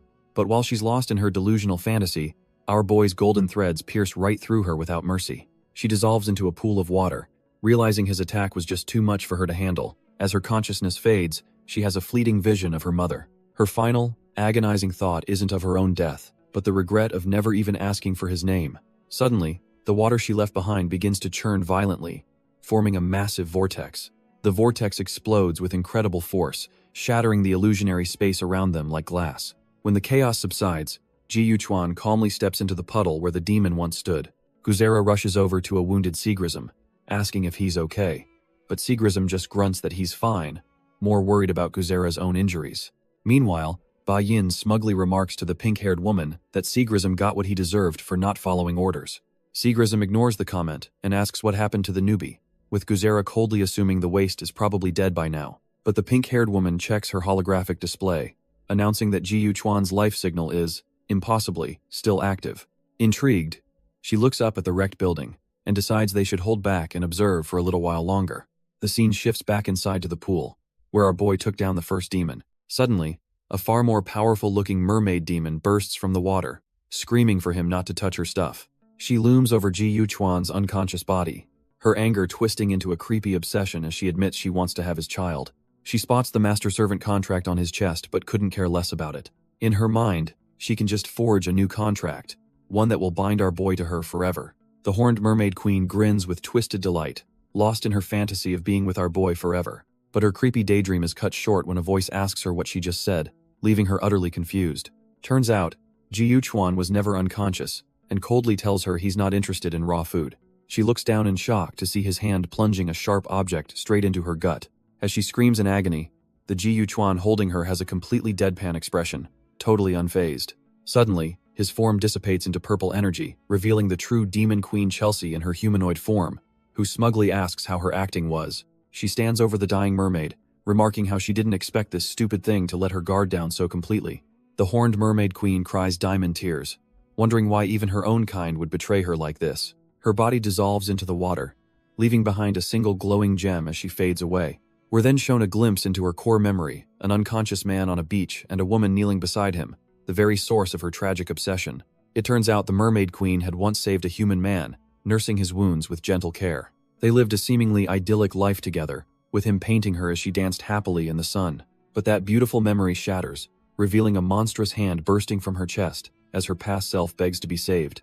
The truth is revealed. The man she loved dragged her onto an auction stage, presenting her as a rare delicacy. A frenzy of bids erupts for her flesh, which is rumored to grant eternal life, while her beloved just watches the price climb. In her memory, the man she trusted smirks down at her, calling her a stupid but very valuable thing. Back in the present, her vengeful spirit rises from the depths, declaring that even though he lied, it's fine, because now she'll make him a corpse, so they can be together forever. As her true monstrous form erupts from the water, she has become a colossal, tentacled horror, a true queen of the abyss, holding a glowing green orb of pure rage. Without a moment's hesitation, she unleashes a devastating blast of energy straight at Ji Yuchuan and Chelsea. But our boy Ji Yuchuan just grins, welcoming a full showdown since it's been a while since he had a real fight.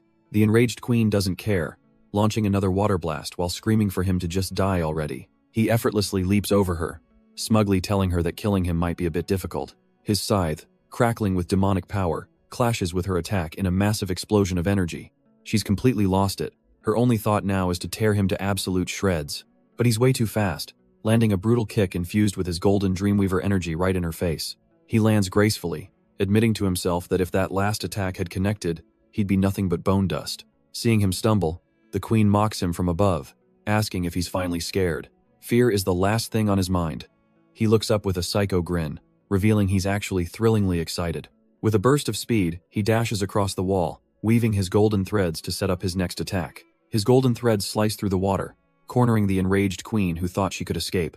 She tries to reform, but the threads are relentless, shredding her watery form to bits. Our boy watches her materialize, noting that her ability to move through water is actually a fatal flaw. With a cold smirk, he thinks to himself that she's just delivered herself right into his hands. He grabs one of her tentacles, plunging his hand deep into its flesh as green blood splatters. The moment he makes contact, he whispers that he's got her, springing the real trap. Suddenly, the purple chains of the demon queen erupt from his body, wrapping around the mermaid queen. She's completely bound and dumbfounded, her face hidden in shadow as she realizes her mistake. Ji Yuchuan just stands there, unimpressed, as a strange green energy begins to emanate from her. In a final, desperate move, she unleashes a massive vortex of water. But our boy doesn't even flinch. Turns out, as a ranked demon, she can use a rule-based power called enhancement to juice herself up.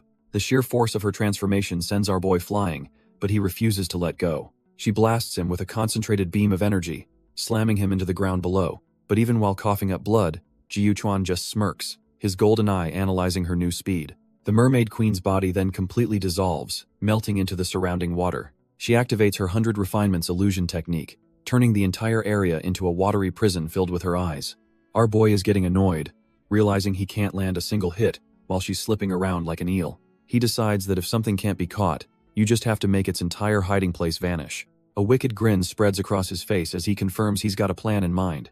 He raises his scythe, crackling with demonic power, and warns that things are about to get very noisy. Instead of running, our boy dives headfirst down the side of the building, his scythe carving a path straight through the glass. The entire floor erupts in a massive explosion, leaving Seagrism and his crew completely dumbfounded as they get blasted by the shockwave. Turns out, Ji Yuchuan targeted the main water tank, shattering the very foundation of the Mermaid Queen's watery domain. With the illusion destabilized, he unleashes his Dreamweaver ability, weaving golden threads of pure heat throughout the area. His plan is simple and brutal. If she wants to hide in the water, he'll just evaporate every last drop. The Mermaid Queen is forcibly materialized, screaming in agony as the water around her begins to boil. Seeing his chance, Ji Yuchuan calls on Chelsea's power, summoning a deadly purple spear to finish the job. The spear slams directly into the queen's chest, impaling her before she even has time to react. She stares down at the fatal wound, tears of water streaming from her eyes as the pain overwhelms her. But as she dies, a vision of her past self appears before Ji Yuchuan, and Hez, horrified, realizing he can't accept this tragic end. The vision shows her true self trapped inside the monster, desperately pleading for someone to save her. Ji Yuchuan is thrown into her memories, back to a grimy auction where she was sold as the final prize. The crowd goes insane, bidding billions for a taste of her flesh, rumored to grant eternal life. But amidst the greedy mob, one young man calmly declares that he will be the one to buy her. He later finds her in a beautiful garden, telling her he knows how she feels even if she can't speak. With a gentle smile, he asks if it's true that she likes him. The poor girl is completely flustered, unable to find the words to respond. He gently takes her hand, a simple touch that bridges the gap between them. In that moment, she feels a connection she's never known before. Blushing, she finally tries to say his name, utterly captivated by the man who saved her. Her lover simply says he likes her, a confession that changes her entire world. Overwhelmed with joy, she pulls him into a tight embrace, finally feeling true happiness. But that beautiful memory shatters, replaced by a gnawing, insatiable hunger in the dark. Her eyes turn monstrous as she realizes in horror what she's done to the man she loved most. The sheer agony of her sin causes her to break down completely, her mind and body twisting in despair. She decides that perhaps death is the only escape, the only penance for her crime. With that thought, she seals her own monstrous form in a prison of ice, choosing oblivion over memory. Back in the present, Ji Yuchuan understands everything. She buried the pain so deep it became her core. With the truth revealed, the purple chains of his psychic power begin to manifest around the icy prison. A colossal energy dragon emerges, as Chelsea declares it's finally time to devour this broken empress. But just as Chelsea is about to devour her prey, golden threads of energy wrap around her, forcing her to stop. A furious Chelsea demands to know why Ji Yuchuan is suddenly getting in her way. Our boy calmly explains that picking a fight with the Heaven's Wrath organization over a low-ranked demon just isn't worth it. She reluctantly pulls back, her massive energy form coiling with absolute frustration.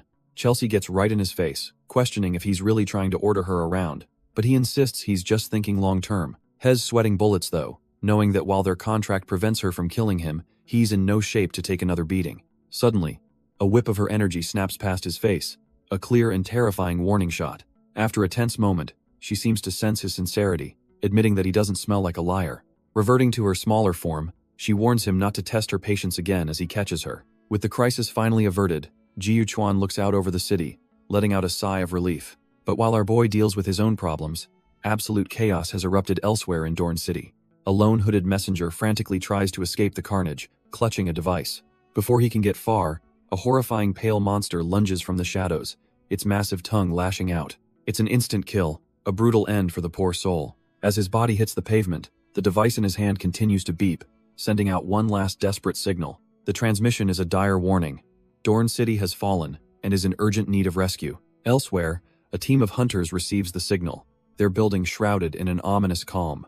A pink-haired agent confirms the emergency, stating that their leader, Miss Lu Yao, needs them there immediately. On the rooftop, her teammates are already waiting. Ba Yin complains that the newbie still hasn't arrived, calling him trash if he's this weak. Suddenly, a massive sphere of energy slams into their building, and Seagrism can only stare, dumbfounded by the explosive entrance. Turns out, that explosive entrance was the newbie, and this whole scene is a flashback to his first day. Emerging from the smoke of a past battle, a younger Ji Chuan looks utterly drained. He asks his new team why they aren't fighting demons, clearly confused by the mission's objective. Guzera complains that their intel must be trash, as this demon isn't even ranked, but Lu Yao calmly says he's wrong. She activates a holographic cube, ready to show them the real situation. The projection reveals a massive, writhing tentacle monster being contained within a digital prison. She confirms the mission's success. The 31st ranked demon has officially been captured. With the job done, a hand is extended to our boy, formally welcoming him to the demon squad. But Ji Chuan isn't here for pleasantries. He immediately identifies the man as Ba Yin, the barrier demon contractor. Ba Yin is completely dumbfounded, wondering how this rookie already knows his name and specialty. Having dealt with Ba Yin, our boy's attention is drawn to the other two members, Seagrism and Guzera. Seagrism, a punk with a massive blade, is immediately hostile, saying he hates strangers using his name and seems to be sizing up the guy who took down a ranked demon solo. Without another word, he ignites his blade with fiery energy, roaring for a fight to test the rookie's mettle. He lunges forward, his weapon a blur of motion aimed straight for our boy. But before the blade can connect, a psychic spear erupts from the ground, stopping the attack cold and leaving everyone stunned. Lu Yao steps in, her face stern, telling Seagrism he can pick fights later. Their top priority is supporting Dorn City. The hot-headed brawler just clicks his tongue in annoyance, clearly not happy about being shut down. He relents for now, telling Ji Chuan they'll settle this after the mission, while Guzera quietly urges him to get moving. As they prepare to leave, Chelsea pops up on our boy's shoulder, warning him that this Seagrism guy is no joke. Ji Chuan just smirks, thinking to himself that the truly strong ones on this team probably haven't even shown their true colors yet. With the team assembled, they head out in a massive armored truck, protected by a strange hexagonal energy shield. Inside, Lu Yao confirms to command that they're on their way, while our boy Ji Chuan sits quietly, observing his new colleagues. Chelsea pops up on his shoulder, hissing that this guy looks pretty tasty, no doubt sensing the chaotic energy swirling around him. The long-haired dude, Ba Yin, explains their stealth is thanks to a barrier demon, but keeping it active is a huge drain on mental power. Chelsea then pipes up, asking Ji Chuan if he knows what kind of people actually make contracts with demons. She reveals there are only two types: straight-up villains, or people hiding a hell of a lot of secrets. She then gestures to the two sleeping powerhouses in the back, Seagrism and Guzera, asking our boy to guess which category they fall into. Ji Chuan just smiles and asks Chelsea what she thinks of him, and she bluntly calls him a disgusting guy who's full of secrets. His playful demeanor vanishes as his thoughts turn to their destination, his eyes hardening with focus. Turns out Dorn City isn't just a city. It's a chaotic prison metropolis where criminals are sent to atone, and it's already under siege. On the ground, a team reports to their captain, Lu Yao, that the fog around Dorn City is a super-concentrated version of a previous incident, and their shields are failing. She gets the grim update. They've completely lost contact with the first two teams, and the third is about to go dark, suggesting something is hunting inside the mist. Trying to keep it together, Lu Yao orders her assistant to keep an eye on the last signal and push the lab for answers, fast. With all their conventional options exhausted, she knows all they can do now is wait for the demon squad to arrive. Meanwhile, inside the city, the streets are a blood-soaked nightmare, hinting at the carnage that's already unfolded. The wet, sickening sound of chewing echoes through a dark alley. We see the source. A monstrous creature made of stitched, together parts is feasting on a pile of gore. A mysterious figure stands over the abomination, casually asking if the snacks are still to its liking. The stitched-up thing pauses its meal, its bloodied, fanged mouth twisting. It looks up with its dead eyes and gurgles out that its meal is absolutely delicious. The mysterious master tells his creation he's just watching, but the monster growls back that it's in the middle of eating. The shadowy figure, a demonic-looking man holding a strange book, remarks that it's been 3 days and his minions have nearly wiped the city clean. He muses that it's tough communicating with such low-level trash, even if it can speak, but tells the creature to enjoy its meal. He gets down to business, reminding the abomination that their real enemy is almost here and asks if it remembers their deal. Patting the monster, he gives it some twisted encouragement to keep wiping out the humans, saying he believes in it. With a final command not to disappoint him, he leaves the stitched monster behind, gifting it a pair of glowing blue energy blades. The scene shifts to a temporary military base for the Heaven's Wrath operation, set up just outside the doomed Dorn city. Inside, Lu Yao briefs her team, explaining how the city was hit by monsters in a mysterious fog 3 days ago, with all recon teams going dark. After she lays out the grim situation, Ji Yuchuan immediately suspects demons, while the hot-headed Seagrism just wants to barge in and kill everything that moves. A pink-haired squad member voices her concern, pointing out they're going in blind and it could easily be a trap. Ba Yin, the team's usual scout, calmly suggests that he and Xiana should go in first, just like they always do. But Lu Yao immediately shuts him down, deciding that Ji Yuchuan and Xiana will be the ones to go this time. The new pairing sits in silence as the team leader's unexpected order hangs in the air.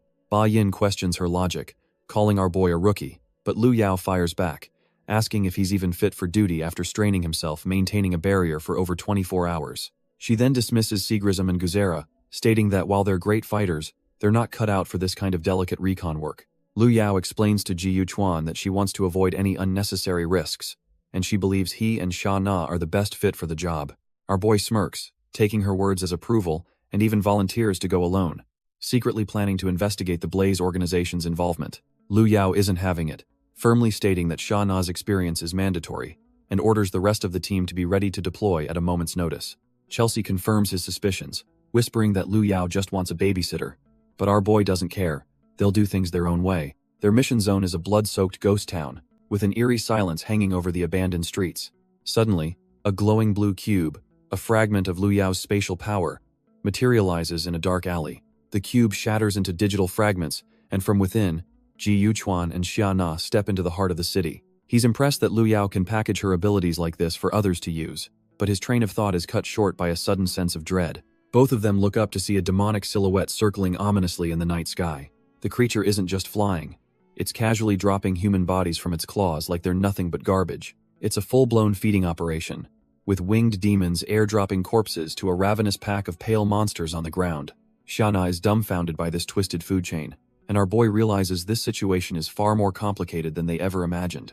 Before they can even process the horror, one of the winged gargoyles breaks from the pack and dives straight for Xiana. But our boy Ji Yuchuan is faster, shouting a warning as he throws up a golden web of psychic energy to block the attack. Xiana, unfazed, readies her shadow bow and tells him to drop the barrier in 2 seconds, already having a plan. He trusts her completely, dropping the shield just as she leaps over him and fires a devastating shadow projectile. The attack slams into the demon with brutal force, pinning the screeching creature to the pavement. It lets out a final, agonizing shriek as her shadow magic begins to tear it apart from the inside out. The monster dissolves into a puddle of black sludge, and for a second, they think they're in the clear. Suddenly, Sha Na's instincts scream danger. She whips her bow around, demanding to know who's hiding in the shadows. A grizzled man with white braided hair steps out, his eyes sizing them up, intrigued by their special abilities. Sha Na keeps her shadow bow aimed squarely at the man, demanding to know who he is and where they came from. Our boy recalls his briefing with Lu Yao, who told him to use the Santenberg Alliance as a cover story, as he never expected to find actual survivors. Ji Yuchuan smoothly flashes a card, introducing them as members of the Santenberg Alliance sent to support the city. The old man is completely stunned, the name of the powerful alliance echoing in his mind. His shock quickly turns to overwhelming relief as he realizes that help has finally, truly arrived. He gratefully shakes Ji Yuchuan's hand, introducing himself as Joris, a locksmith. Joris warns them that it's too dangerous to stay out in the open and urges them to follow him immediately. He leads them through the desolate streets, explaining that he's taking them to where the other survivors are hiding. Xiana eyes Ji Yuchuan suspiciously, but he just gives a sly grin, reminding her that their orders were to follow any mouse they found. Joris pops open a manhole cover, revealing a path into the dark, grimy underbelly of the city. Without a word, he gestures for them to follow him down into the sprawling sewer system.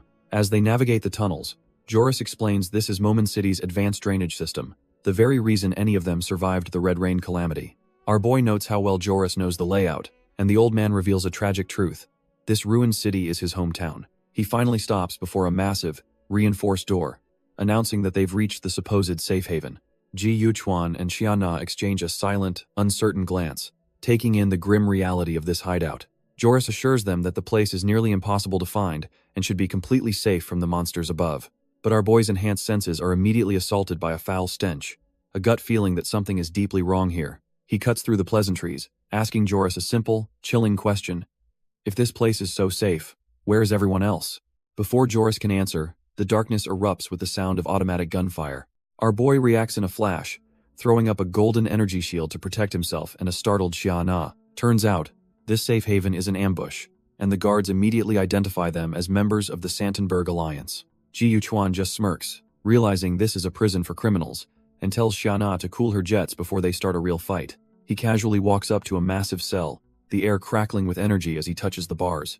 They both realize the cell is made of source stone, a rare mineral born from the Red Rain calamity that can seal a person's abilities. Joris then steps forward, calling for his people to come out of hiding now that the trap is sprung. A group of weary survivors emerges, a woman immediately asking if Joris brought back the medicine they so desperately need. But Joris delivers the bad news, admitting he couldn't find the exile faction's meds, sending the survivors into a panic as they need the Dove antidote to live. Joris just smirks, telling his people not to worry, because they've got a couple of high-value bargaining chips right here. Our boy isn't even fazed, remarking that he knew the exile faction was using drugs to control these criminals, while Xia realizes this isn't a sewer, but a full-blown prison. Joris confirms her suspicion, explaining this is where they were forced to live a life of endless toil in the dark. He reveals a glowing mark on his neck, spitting that the so-called Dove's poison is a constant source of agony for every single one of them. But Xia, ever the pragmatist, just asks why they didn't stop stealing if the punishment was so severe, leaving Joris completely dumbfounded. Ji Yuchuan, however, cuts through the sob story, pointing out that the equal length of Joris's fingers is a dead giveaway of years of training as a professional thief. Joris explodes in anger, screaming that people like them could never understand their pain, but another survivor quickly tells him to calm down. She then lays out their demands. Get them supplies and meds by tonight, or their 2 bargaining chips are as good as dead. Xia scoffs, revealing she'd love to call for backup, but the entire city is shrouded in a signal-blocking fog, making contact impossible. The survivors are getting impatient, but Xia just sighs, annoyed that they jumped to conclusions without understanding who they were dealing with. Turns out, our boy was just stalling for time, asking if her shadow demon was finally ready to make its move. Suddenly, Joris is frozen in place, realizing in sheer terror that the source stone meant to suppress their powers has completely failed. In an instant, Xia's shadows erupt, easily capturing all 26 survivors in the open and another 14 who were hiding in the dark. Ji Yuchuan smirks, announcing it's time to open this cage, as Chelsea scoffs at the pathetic attempt to seal demonic powers with a simple stone. With a massive burst of purple energy, he effortlessly shatters the reinforced bars of their cell. Now free, our boy approaches the terrified Joris, holding a scalpel-like tool with grim intent. Joris can only watch in horror as the gleaming blade gets closer, knowing his little rebellion is over. With his golden eye glowing ominously, Ji Yuchuan declares it's time to peel back the lies and see what really happened in this city. Ji Yuchuan's power plunges us into a memory. The dark, oppressive underground mines of Dorn City. A miner named George whispers to his friend, noticing that their numbers have been dwindling lately. But their quiet chat is cut short by the crack of a whip from a trash-tier supervisor. The supervisor, Brian, screams at them for daring to talk on the job, doubling their workload as punishment. George, not one to take it lying down, accuses Brian of abusing his power for some personal grudge. Big mistake, Brian delivers a brutal kick to George's stomach, sending him flying. He then turns on the rest of the miners, calling them a bunch of pigs who need to get back to work. Brian sneers that if it weren't for the exile faction's kindness, these criminals would be rotting in the wasteland. He scoffs at their audacity, calling them a bunch of ungrateful backstabbers for even questioning him. The memory ends with Brian whispering to a colleague, clearly plotting something far more sinister. And we see exactly what Brian was plotting as a sadistic grin spreads across his face. He cackles, telling the miners it's their lucky day they get to dine with some esteemed guests. Their glowing cuffs activate, forcing the prisoners to behave as they're led away. The group is marched out of the dark caves and into the unknown. Turns out, this whole operation is happening at the Dorn City mining facility. After so long in the darkness, the prisoners are momentarily blinded by the bright, open sky. They're lined up in the yard, surrounded by a new set of stone-faced prison guards. The miners whisper amongst themselves. The air is thick with a terrifying silence, and they know something is dead wrong. Elsewhere, the true mastermind, Hobart, leader of the exile faction, is asked by a shadowy figure if it's time to begin the feast. With a cold, dead look in his glowing red eyes, Hobart gives the chilling command to serve the food. But the food isn't what they expected. The prison guards suddenly transform into grotesque, pale-skinned monsters. The yard erupts into a bloodbath as these new predators begin tearing the helpless miners apart, their arms morphing into razor-sharp blades. One of the prisoners, a guy with blue braids, realizes the entire exile faction has been turned into monsters as part of some twisted experiment. The other miners panic, begging the blue-haired man, Juarez, to use his lockpicking skills to free them, revealing their ability holders. With a satisfying click, Juarez breaks the special ability-suppressing cuffs. The freed miners are ecstatic as their powers surge back, their hands crackling with raw energy. Without a moment's hesitation, they unleash their full power, ready to turn the tables on their monstrous captors. Watching the battle, Juarez finally understands that the handcuffs were made of crude stones, the one material that can nullify their powers.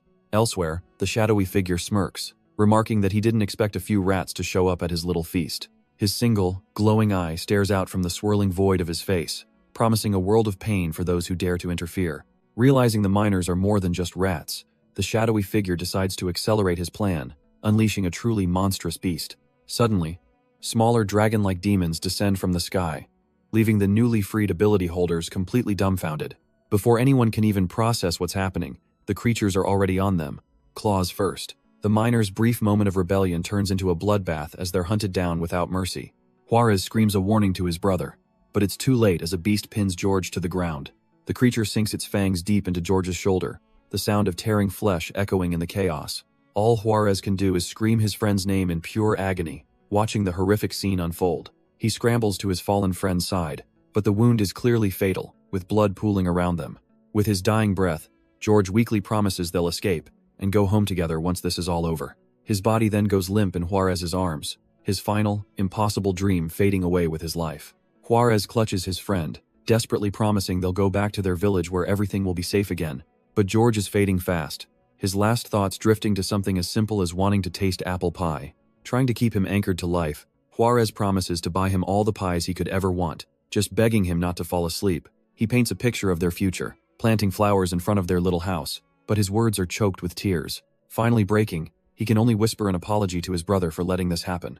With his last ounce of strength, George's eyes lock onto his, making him promise to survive for him. A final tear rolls down his cheek as the life drains from his eyes, leaving Juarez completely alone. A primal scream of pure agony erupts from Juarez, his grief manifesting as a fiery, uncontrollable aura. But the monsters don't care about his pain, as one of the beasts swoops down for an easy kill. Suddenly, a blue dragon crashes down from the sky, shattering the ground right in front of our boy. The beast roars, a guardian sent from the heavens, or maybe somewhere else entirely. Clutching his brother's body, Juarez makes a new vow. He won't just survive. Hell expose the city's rotten core. Elsewhere, Ji Yuchuan pieces it all together. The demons and predators are working in tandem to hunt the prisoners. He tells Xiana that he's sedated the survivors, giving them a temporary reprieve from this nightmare. Xiana's shadows will stand guard, a silent army ready to defend them from any immediate threats. But our boy knows that's just a band-aid solution, and summons a massive purple chain, sensing a much bigger fish. He knows the moment they turn their backs, the real monster hiding in the wings will move in for the kill. And just like that, a pompous-looking demon with a creepy mask emerges from the mist. Surprised he was found, Ji Yuchuan immediately confronts him, demanding to know if he's the one behind the fog, and what happened to the others. The demon just grins, casually mentioning that yes, he ate them all, and they were absolutely delicious. Ji Yuchuan and Xiana stand their ground as the demon's fog swirls, ready for the inevitable showdown. A colossal, monstrous face forms in the mist above them, declaring that it's now their turn to be devoured. The demon laughs maniacally, boasting that in this fog, he's an absolute god. But our duo is already preparing to strike. Ji Yuchuan just scoffs at the display, wondering aloud if all demons have such ridiculously huge egos, which clearly enrages his opponent. He unleashes a torrent of purple chains, yelling that he's not to be lumped in with that kind of trash. The chains instantly ensnare the massive fog creature, catching the so-called god completely by surprise. At the same time, Xiana readies her shadow weapon, realizing with a start that this enemy has been tailing her for a while. She chides herself for getting too comfortable and letting her guard down as she prepares to unleash hell. Her shadow scythe materializes and slices clean through the demon's ethereal form with immense power. Caught between the chains and the scythe, the pompous demon's entire fog body evaporates into nothing. But the victory is short-lived as Xiana realizes in horror that her shadow scythe missed, and Ji Yuchuan screams for her to be careful. Before she can react, the demon's glowing red eye materializes right beside her, its form already coalescing from the mist. Tendrils of fog lash out and grab Xiana, who cries out as she's instantly ensnared by the trash-tier demon. The monster reforms completely, trapping them both within its body, and laughing at how moronic they are for trying to attack something made of fog. Suddenly, Ji Yuchuan feels the air being sucked away, and turns to Chelsea, who has appeared beside him, asking if she's affected by the lack of oxygen. She just smirks, smugly explaining that this is the beauty of being a demon. They adapt to any environment, unlike fragile humans. The fog monster gloats about its supreme technique, asking how it feels to struggle for every last breath. As red energy beams rain down, our boy realizes this is just a war of attrition designed to drain his energy and oxygen. Knowing he can't keep this up, he grits his teeth and calls out to Chelsea, ready to put a new plan into action. Chelsea stands before the colossal fog demon, completely unimpressed and ready to show this pompous gasbag what true power looks like. Chelsea finally unleashes her power, declaring she's done being bossed around, and that this trash-tier demon is now her prey. The fog monster just scoffs, sarcastically impressed by her demon contract skills as ice shards harmlessly pass through him. But that was just a distraction. A colossal beam of purple energy erupts from a magic circle above, blasting right through the fog and leaving the demon dumbfounded. The attack completely disperses the fog, revealing the demon's true body. And our boy Ji Yuchuan is already there, telling him there's nowhere left to hide. Before the demon can even react, golden energy threads slam into his face, cracking the precious mask he wears. Ji Yuchuan follows up with a brutal kick, shattering the mask and making the demon scream that he ruined a gift from his lord. Enraged and bleeding, the demon yells that hitting his real body won't stop the fog, and that they're all going to die here anyway. A psychic spear materializes right beside his head as Ji Yuchuan's voice calmly states, "That's not necessarily true." Turns out, our boy was already holding the chain connected to the spear, ready to reel in his catch. Gripping the glowing chain, he tells the demon that humans aren't nearly as weak and ignorant as he thinks. With a vicious grin, our boy starts whipping the psychic chains around like a goddamn hurricane.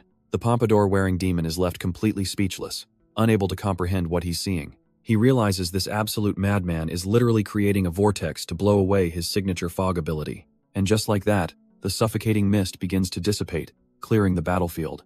Lu Yao gasps for air, a wave of relief washing over her as she can finally breathe again. Watching the scene unfold, she's dumbfounded, wondering what the true extent of Ji Yuchuan's power really is. The demon, knowing he's been utterly defeated, tries to make a run for it, thinking he can just escape back to his lord. But his escape is cut short as a shadowy projectile pierces right through him. A massive, bloody explosion erupts, painting the entire area red. It was Lu Yao's arrow. She stands ready with her bow, as Ji Yuchuan coldly declares that this time, nothing gets away. With the battle over, our boy Ji Yuchuan approaches the defeated demon, who's now just a tiny, crying creature. The little demon wails about how a great person like him could be beaten into such a pathetic state. Ji Yuchuan casually offers the creature to Chelsea, telling her to eat it and absorb its power, but she's utterly disgusted by the idea. The demon panics, screaming that he's weak, but Ji Yuchuan shuts him up by shoving a psychic chain right into his mouth. A pink-haired woman from the demon squad watches the bizarre scene unfold, completely taken aback by these two. She finally asks Ji Yuchuan about Chelsea, noting that his contracted demon can also take a human form, but he just shrugs it off. Suddenly, the woman receives an urgent star message, her expression turning serious. Ji Yuchuan's mind races. He realizes someone else in her squad must have a humanoid demon, and he needs more intel on them fast. The message is a dire warning to evacuate Dorn City immediately because the demons are coming, and then the call cuts out.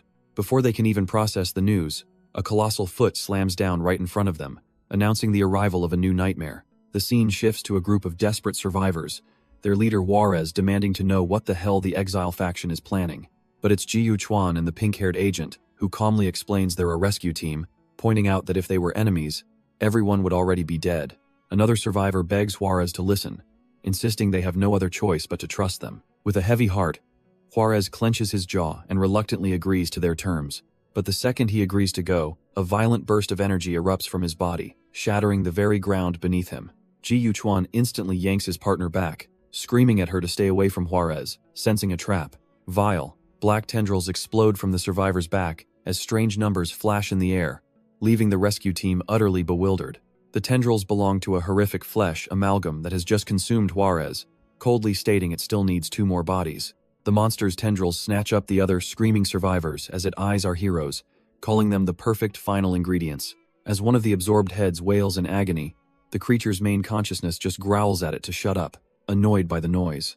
Shana is baffled, wondering why the victims are still conscious, but our boy asks Chelsea if she can smell the real culprit. Turns out the scent of that trash-tier fog demon is everywhere, making it impossible to pinpoint the true enemy. With no other choice, Ji Yuchuan makes a split-second decision and lunges forward, leaving his partner dumbfounded. The flesh amalgam thinks he's the target and sends its disgusting tendrils lashing out to intercept him. But our boy is on another level. his golden eye flaring as he effortlessly shreds the monster's limbs. He lands a devastating blow, but it's not on the monster, it's on himself, a move that makes zero sense. He summons a glowing purple chain, channeling the power of the demon queen Chelsea. Without a moment's hesitation, he plunges the demonic chain straight into his own chest. He screams in agony as the power surges through him, the pain almost unbearable. Xiana can only watch in horror, screaming at him for going rogue with such an insane, self-destructive plan. As the purple energy courses through him, Xiana has a horrifying realization this creature isn't a demon at all. The chain, meant to absorb demonic power, is just causing the flesh amalgam immense pain, confirming her suspicions. Suddenly, the terrifying monster breaks down, crying and wailing for its mommy like a lost child. Ji Chuan just smirks through the pain, explaining to the dumbfounded Xiana that this isn't a demon, it's a predator. Meanwhile, outside the city, the situation has escalated dramatically. The rest of the team stumbles upon a gruesome scene where recently turned predator guards have been annihilated. Ba Yin analyzes the bodies, noting that the infection must have happened very recently.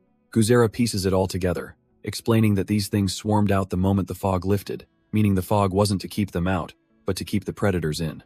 Seagrism is completely floored, realizing the fog they fought so hard to dispel was actually protecting them. Lu Yao tries to contact their agents inside, but it's no use, she can't get a signal, leaving Ji Chuan and Xiana completely isolated. Lu Yao grimly concludes that for the infection to spread this fast, a terrifying level 5 predator must be lurking in the city, and she prays her team doesn't cross its path. But it's too late for prayers back inside. Ji Chuan and Xiana are sent flying by a monstrous new foe that just crashed the party. The creature slams into the ground with bone-shattering force, kicking up a cloud of debris. It's a grotesque, stitched abomination, and with a feral look, it snarls that it's going to eat them alive. Our boy Ji Chuan, ever the analyst, notes that this thing regenerates way too fast for a level 4. But its intelligence is pure, trash tier, nowhere near a level 5. He quickly forms a plan, asking Xiana if she can lock the monster down, and she confirms she's ready to go. Without a moment's hesitation, Xiana unleashes a volley of her shadow arrows, aiming to pin the beast. The stitched abomination just stands there, dumbfounded, as the shadowy tendrils rocket towards it. Her attack hits dead on, and the creature whines about being tied up, acting like a petulant child. But Ji Chuan isn't buying the act, raising his scythe and sneering that he finds its pitiful demon routine absolutely disgusting. With a vicious swing of his scythe, Ji Chuan slices right through the abomination's gut. The creature starts wailing like a baby, crying that its belly's been cut open and all the yummy stuff will spill out. But then, a nasty, shark-toothed grin spreads across its face, revealing the childish act was all a lie. It drops the facade entirely, deciding that if pretending doesn't work, it'll just eat them instead, and starts devouring Xiana's shadow tendrils. Ji Chuan is stunned. This thing is consuming the shadow demon, and he realizes its intelligence and abilities are growing in real time. The monster looms over him, mockingly asking if it can eat him too, and our boy knows it's time to stop holding back. He turns to the spectral form of Chelsea beside him, promising her that this monster will be all hers in just a moment. Ji Chuan unleashes his power, and the entire street warps into a terrifying domain of red and gold energy. He activates his True Words ability, trapping the monster in a mental prison to force its secrets to unfold. The first memory to surface is a strange one, a simple, sterile blood bag hanging in what looks like a lab. The memory shifts to a hospital bed, revealing a woman who died giving birth to a baby boy. Ji Chuan, playing the part of a doctor within the dreamscape, realizes he's witnessing the monster's birth. He smirks, pulling down his mask, confident that he's found its core weakness, its underdeveloped mental strength. To break its spirit, he raises a scalpel, preparing to end the newborn's life and its sins. But suddenly, the supposedly dead mother's hand shoots out and grabs his leg, desperately begging him to stop. With her last bit of strength, she pleads for him to spare her child, revealing his name is An. As Ji Chuan processes this, a sinister, shadowy entity with a single glowing eye materializes behind him. Our boy is suddenly paralyzed, completely dumbfounded. He's the Dreamweaver, he should be in control here. The shadowy hijacker fully forms, coldly announcing it will be taking the child for itself. The entire mental prison shatters as the monster, back in its human form, launches a vicious counterattack, turning the tables on our boy. A voice screams in his head, desperately telling the Dreamweaver to disengage his True Words ability as he's blasted by purple energy. The force of the attack sends our boy flying, slamming him into the ground with brutal force. Hez in shock. He can't turn his power off, realizing he's trapped himself in this nightmare. His golden Dreamweaver eye glows uncontrollably, a beacon of his vulnerability. Looking up, he finally sees it. The true form of the predator, An, a grotesque, pulsating mass of flesh. The creature's massive claws descend, as Ji Yuchuan is trapped inside a golden sphere of his own haywire power. A swarm of smaller, ghoulish monsters joins the assault, clawing relentlessly at his flimsy defense. But just as his shield is about to shatter, sinister purple chains erupt from the ground, blocking the fatal blow. Demon Queen Chelsea materializes, casually complaining about the terrible taste of the power she just consumed. With a smug grin, she makes it clear that she's the one in charge now. She casually holds one of the predator guards on a chain, musing that if our boy cooked them, they might actually be edible. Without a second thought, she unleashes a volley of deadly purple spears. The remaining trash-tier monsters are instantly impaled, and Chelsea looks on, completely unimpressed. But suddenly, Xiana appears, weapon drawn, telling the Demon Queen to mind her own damn business. Xiana warns that her shadow has detected a powerful force rushing their way, likely the city's top predators. They don't have much time, and she glances over at Ji Yuchuan, still trapped in his own golden power. It turns out the predator monster morphed into a grotesque tumor after our boy's mental intrusion, and has now stuck to it. Xiana worries about what it'll transform into next, but Chelsea seems more curious than concerned. They form a quick, uneasy alliance. Xiana will check on Ji Yuchuan, while Chelsea holds the line with her chains. Chelsea then gives our boy an ultimatum. If he survives this, she'll finally acknowledge him as a true partner. With the battlefield set, Xiana manifests her shadow weapon, ready for a fight. She muses that the demon Chelsea is just as stubborn as her contractor. A massive swarm of dragon minions approaches, and she questions if her shadow power is enough. Stealing her resolve, she unleashes her abilities, vowing that none shall pass. Meanwhile, inside his own mind, Ji Yuchuan is getting absolutely demolished in a brutal fight. He's completely dumbfounded, realizing the enemy is too fast to predict. A terrifying, shadowy assailant with glowing red eyes descends upon him. The creature lands a devastating kick, sending our boy crashing into the ground. Coughing up blood, Ji Yuchuan is left helpless as his opponent looms over him. He reaches out, trying to get up, but his body has already hit its limit. The shadowy assailant reveals his true form, thinking this new body still needs a bit more breaking in. He looms over our boy, ready to deliver the final, crushing blow. But before he can land the hit, mysterious purple chains erupt from the floor, impaling him instantly. The chains slam down, forming a protective barrier right in front of the downed Ji Yuchuan. And look who it is, Demon Queen Chelsea, calling him useless trash for needing her to save his skin again. Our boy just smirks back, cheekily reminding her that they have a deal, so she can't just let him die. Chelsea just scoffs, warning him that he'd better not forget his end of the bargain. With the immediate threat handled, Ji Yuchuan finally reconnects with his Dreamweaver power, demanding answers for why he was trapped. She explains the enemy's mental power was a two-part trap, a weak outer shell hiding a potent core that corrupted his mindscape. The pieces click into place for Ji Yuchuan, who realizes the shell must be made from the minds of all the humans that monster absorbed. He confirms his suspicion. The core of this nightmare is a predator named An, who's been trapped in this state. A fragmented memory reveals the truth. A shadowy figure declared that an infant was the best cultivation subject and stole the child from him. But before he can process it, the whole mindscape explodes as the enemy retaliates with a massive psychic blast. The shadowy assailant he fought earlier reforms, roaring in agony and vowing that anyone who hurts it must die. It lunges for Ji Yuchuan, but Chelsea intercepts the blow with a single hand, effortlessly stopping the monster in its tracks. Holding our boy close, she sees his golden eye flicker with power as they both prepare for their next move. She orders him to disengage from this mental space, knowing he has the power to break them out. Tapping into his Dreamweaver ability, Ji Yuchuan is surrounded by golden threads of pure mental energy. With a smirk, he unleashes his trump card, a command he calls, "True Words Disengage." The mental prison shatters, and back in reality, a wave of golden light erupts from our boy, instantly vaporizing the monstrous guards around him. With the fodder gone, Chelsea's purple chains finish cleaning up the mess, leaving Ji Yuchuan and Xiana standing in the aftermath. Our boy smirks, casually telling Xiana he woke up a bit late, and that Chelsea now officially acknowledges her as an ally. Xiana is dumbfounded, realizing he's grown immensely stronger, even reminding her of the overwhelming presence of her old master. Now, all that's left is the main culprit, a pathetic-looking fleshy cocoon twitching on the pavement. Ji Yuchuan reflects that his Dreamweaver ability didn't just break the illusion, it evolved, healing all the damage he and Chelsea sustained. The fleshy pod suddenly begins to crack and split open, something new trying to crawl its way out. It hatches into a grotesque, crying baby demon, screaming in agony as it's born into the world. Taking command, Ji Yuchuan tells Xia Na to contact the rest of the team, assuring her he'll handle this little freak. The demon, knowing it's completely outmatched, makes a desperate crawl for the shadows, trying to escape. It's in full-blown panic mode, realizing all its stored energy was absorbed by our boy and that its only chance is to run for its life. But just as the baby demon thinks it's found an escape route, a voice cuts through the air, stopping it dead in its tracks. Before it can even react, a boot slams into its head, sent flying by a mysterious newcomer who's been watching this whole time. The little monster starts groveling, begging its daddy for forgiveness, and insisting it was an obedient child who devoured 5 million people. But its pleas fall on deaf ears as the figure brings his foot down with a sickening crunch, splattering the creature across the pavement. Turns out, this new player is the demon's real master, and he coldly states that he absolutely despises liars. He calmly picks up a glowing red crystal from the remains, musing over their agreement of 5 million souls. Examining the gem, he notes that they seem to be too short, his swirling void-like face staring intently at the prize. Suddenly, he senses a presence down the alley and calls out, asking why they're hiding in the shadows instead of saying hello.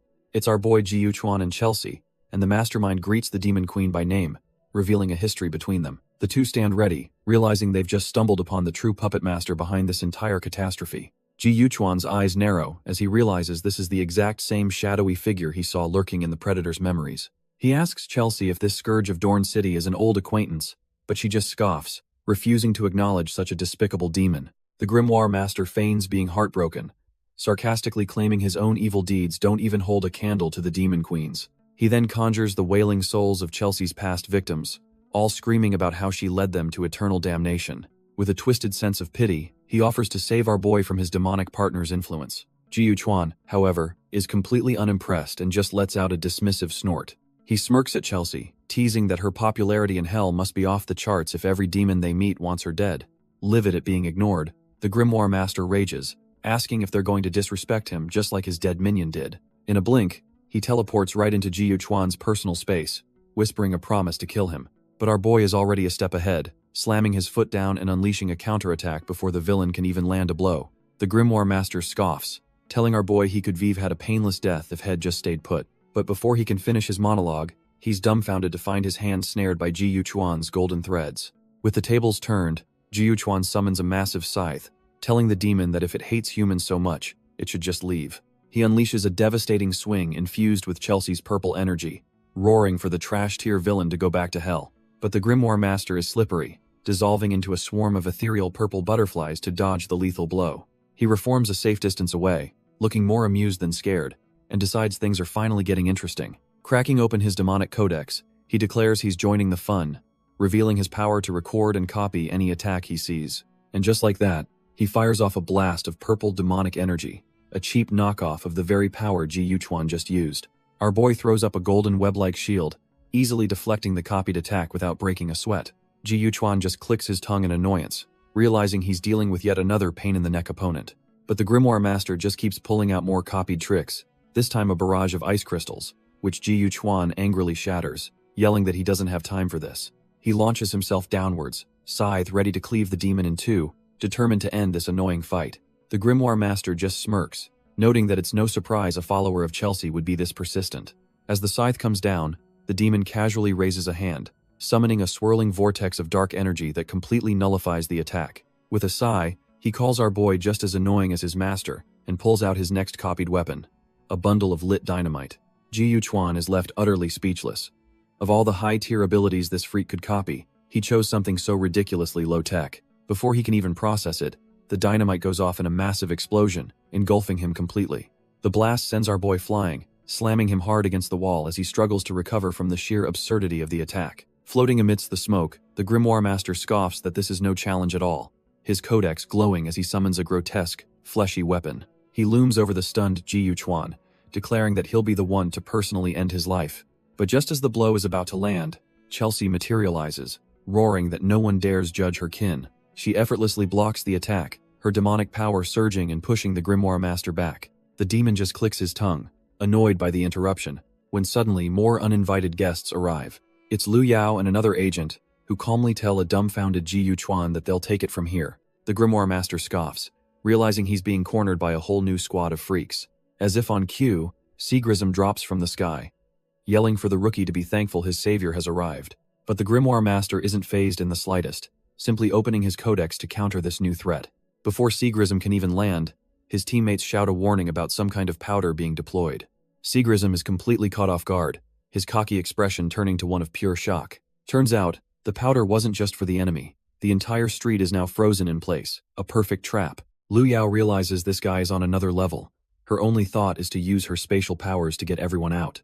But the Grimoire Master couldn't care less. Noting that the rare full moon means his time is almost up, with a casual farewell, he dissolves into a swarm of purple butterflies, leaving everyone dumbfounded.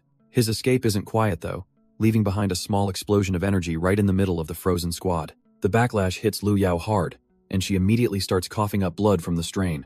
Ba Yin rushes to her side, but she explains her plan to teleport them all failed because the demon's freeze was just too strong to break. Our boy Ji Yuchuan pieces it together.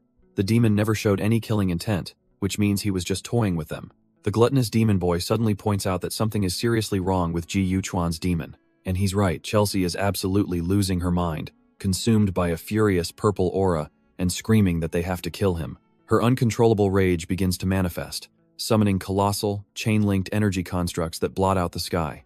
The sheer force of Chelsea's demonic energy cracks the very pavement beneath their feet. Lu Yao grabs our boy, frantically telling him that the demon must have triggered this, and he needs to use his bond of contract to calm her down. But Ji Yuchuan is completely lost, having absolutely no idea what a bond of contract even is.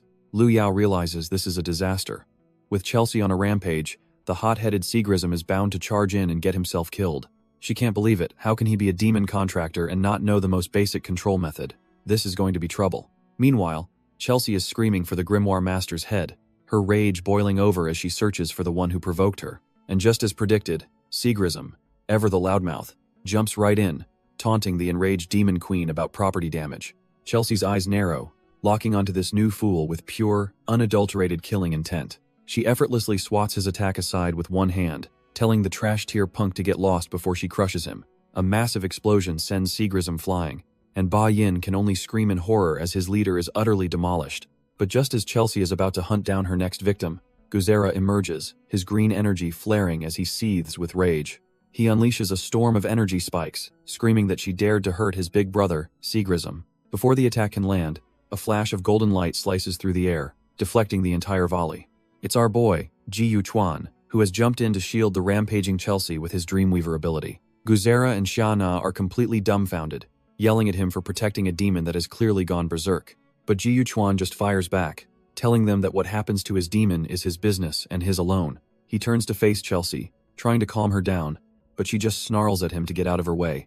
The demon queen's claws, crackling with purple energy, slam into his golden shield with immense force. He struggles to hold on, pouring all his power into the barrier, while desperately yelling for Chelsea to come to her senses. But his pleas are useless. She just roars back, absolutely refusing to be ordered around by anyone. With a guttural roar, Chelsea unleashes a devastating wave of purple energy, completely overwhelming our boy's defenses. The force sends Ji Yuchuan flying, and he crashes hard onto the pavement, coughing up blood from the sheer impact. He realizes with dawning horror that he can't suppress her mental power anymore. She's grown unbelievably strong. Xia Na screams at him that his demon is out of control, but he just snarls back, telling her to run if she's scared. Facing the rampaging demon queen, he vows to wake her up, even if it means exhausting her until she can't fight.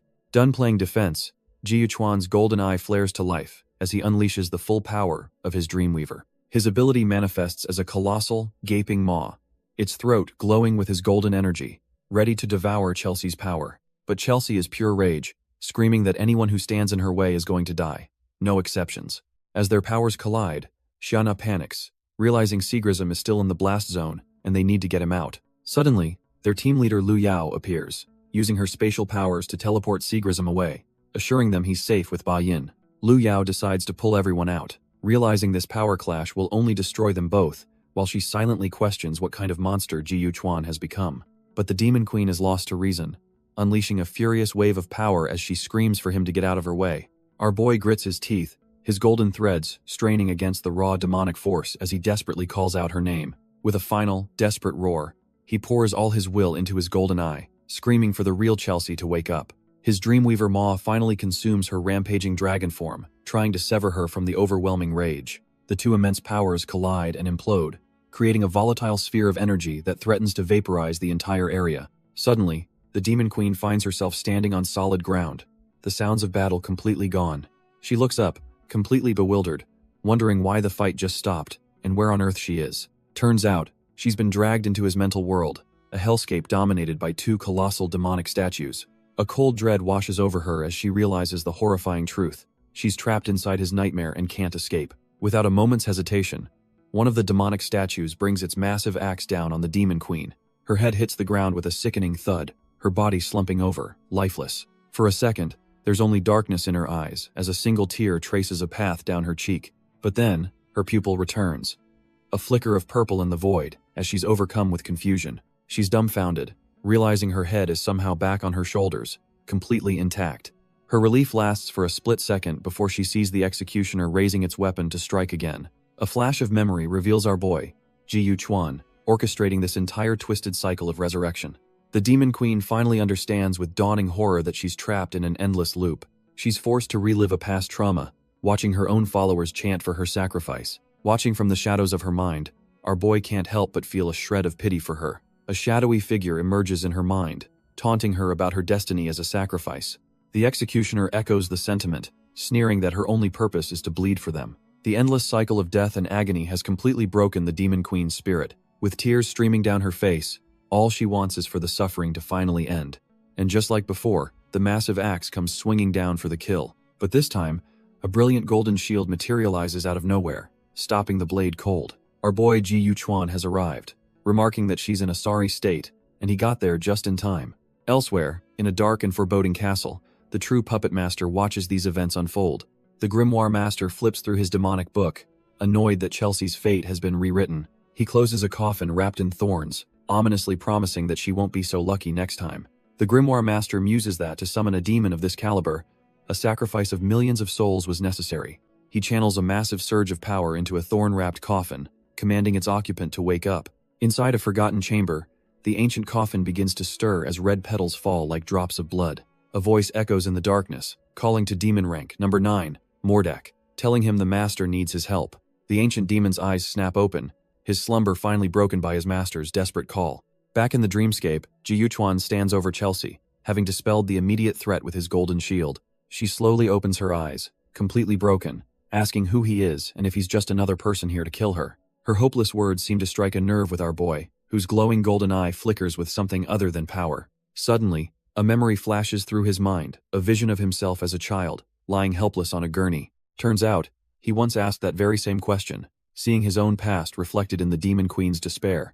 Seeing her despair, our boy tries to get through to her, insisting that he's not an enemy, he's an ally. But before his words can sink in, his golden Dreamweaver shield is utterly shattered by a brutal, unseen force. A new nightmare appears, a hulking executioner in a horned helmet, swinging a ridiculously oversized axe right at him. Realizing he's outmatched, Ji Chuan desperately yells for Chelsea to snap out of it, knowing they're in deep trouble if she doesn't. He dodges a devastating swing, understanding that this new monster is a guardian of her broken mind. He keeps screaming her name, trying to break through the fog of her trauma before they're both erased. Turns out, he's using his Dreamweaver power to directly invade her mind, wrapping her in his golden threads to force her back to reality.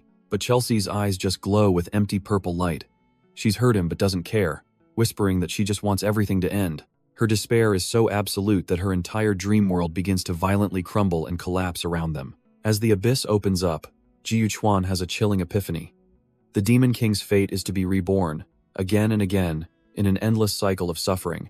The hulking executioner roars that anyone who dares disturb this ritual is a dead man walking.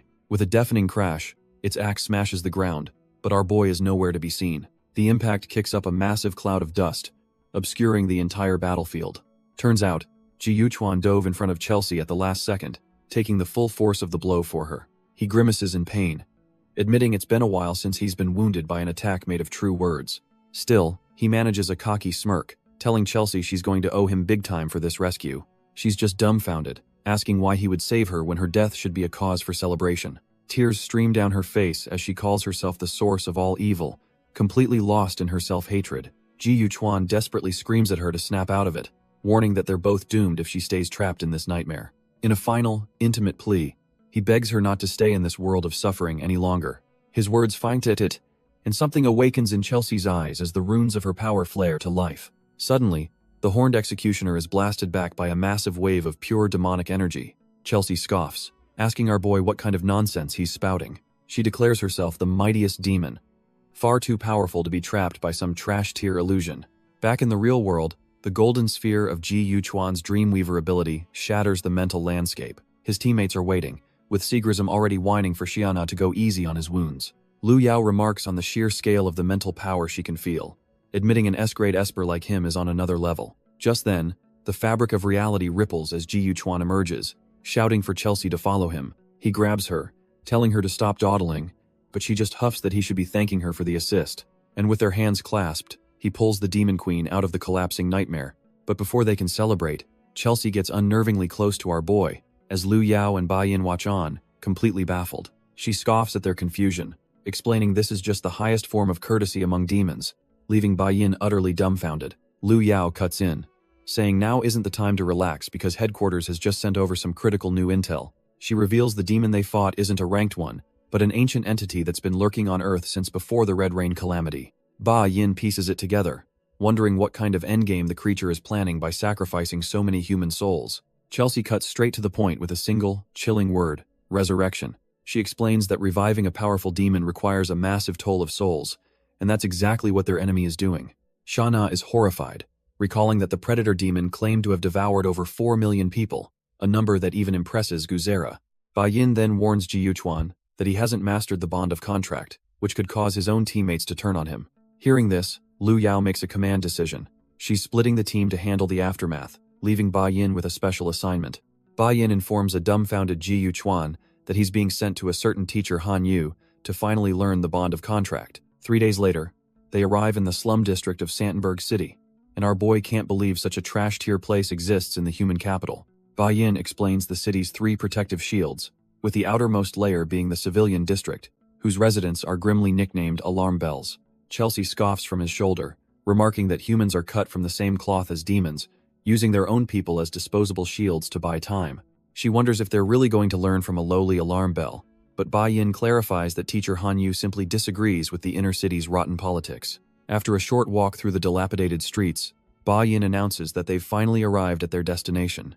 They stop in front of a rundown apartment, number 502, which Bai Yin confirms is where their mysterious teacher lives. Before they can even knock, the door creaks open on its own, catching them both by surprise. Bai Yin's face goes pale with shock, a flicker of fear flashing in his eyes as he stares into the dark apartment. He suddenly starts panicking, urging Ji Yuchuan inside and warning him they'll be in deep trouble if they're late, leaving our boy utterly confused by the sudden nonsense. Before Ji Yuchuan can even process what's happening, slimy purple tentacles shoot out from the apartment and wrap around him, Hes hoisted into the air as Bai Yin just stands there watching, not even flinching as our boy's shoe tumbles to the ground.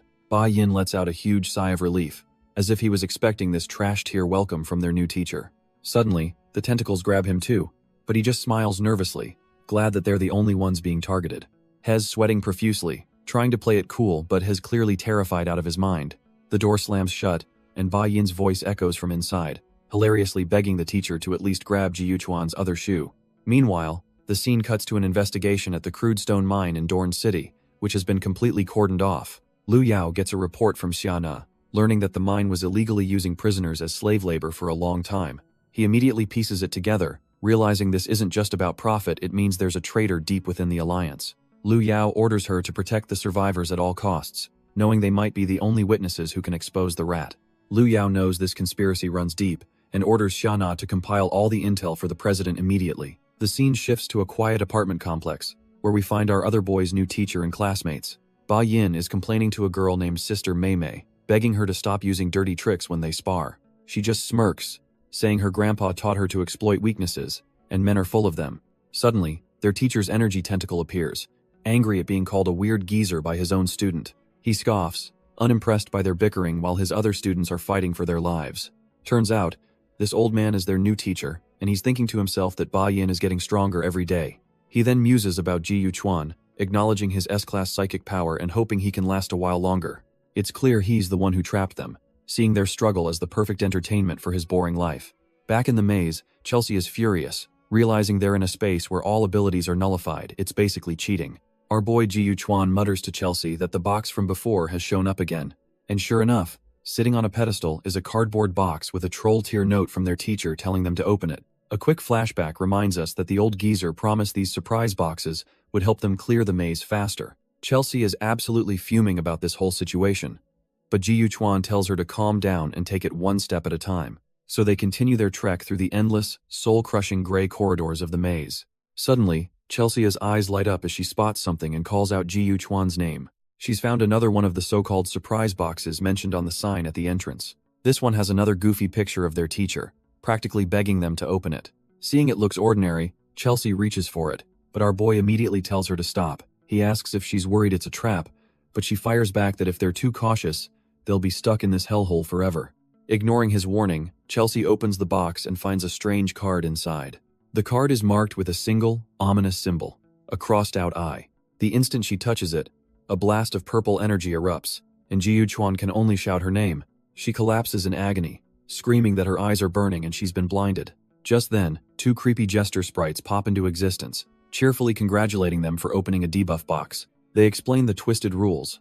15 of the 20 boxes are traps, and collecting 10 debuff cards means you're stuck here forever. However, there's a single key hidden in one of the boxes that will grant them their freedom. With a final wave, the sprites vanish, leaving the duo to grapple with their new, hellish reality. After recovering, Chelsea asks what they should do now, and our boy Stone Cold tells her they'll keep opening boxes, but she has to do it. She's furious, thinking he's trying to weaken her, but he just explains they have no idea what dangers lie ahead and must be smart about who takes the hit. He explains his cold logic. Since she's already weakened, one of them needs to stay at full fighting strength to handle whatever comes next. She's taken aback, but has to admit that if their roles were reversed, she'd make the exact same ruthless choice. Fine, she agrees, but on one condition: he has to guarantee her safety, binding them with a chain of purple energy as a contract. Our boy agrees without a moment's hesitation, his eyes filled with grim determination. And so begins the hellish grind, with Chelsea opening box after box, only to be hit with debuff after debuff, her frustration mounting with each failure. Finally, she snaps, absolutely livid that he's just watching her get toyed with by this twisted maze. She screams that every single box is a trap, convinced this human never intended to let them out, but Ji Yuquan knows the truth. She's hit 9 debuffs. Realizing one more will trap her forever, he decides he can't let her open the last one and steps forward to take the risk himself. He opens the box, and inside isn't another debuff, but a small dagger and a mysterious white card. His eyes widen, completely dumbfounded by this unexpected find. The card reveals the dagger's true purpose, a weapon to kill his demon partner if she ever turns on him. Chelsea demands to know what he found, and he simply tells her it's a dagger, hiding the card's sinister message. She scoffs, thinking the maze is just toying with them, and desperately urges him to find the real key so they can escape. Without another word, Ji Yuquan continues walking through the labyrinth. They quickly come across another box, and Chelsea nervously asks if he's found something. He opens it to find a dark cloak, a golden key, and yet another one of those damn notes. This new message is pure temptation, telling him to use the key and cloak to abandon his partner and become the sole victor. Growing suspicious of his silence, Chelsea asks if he's been hit with a debuff that prevents him from speaking. A faint smirk appears on his face as he finally pieces together the true nature of this twisted trial. He turns to her, completely ignoring the temptation to betray her, and calmly announces that they've found the key. Chelsea is overjoyed, urging him to get them out of this damned place now that they have the key. But before they can take a single step, a burst of confetti erupts, and 2 creepy jester dolls pop into existence. The sprites congratulate them on clearing the maze, sarcastically acting like they've been completely outsmarted. One of them leans forward, announcing that the fun is only just beginning. Turns out, the maze was just a warm-up, and now they're forced into a game of truth or dare, leaving them both dumbfounded.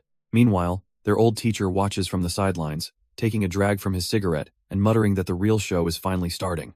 The jester lays out the rules. They have to draw cards and answer questions honestly to remove their debuffs. It then leans in close to our boy, whispering a grim warning that something terrible will happen if they dare to lie. Ji Yuquan doesn't even flinch, coolly stating that he has nothing to hide and just wants his vision restored. The jester immediately turns the tables, asking Chelsea a bombshell question. Is she planning to take over Ji Yuquan's body?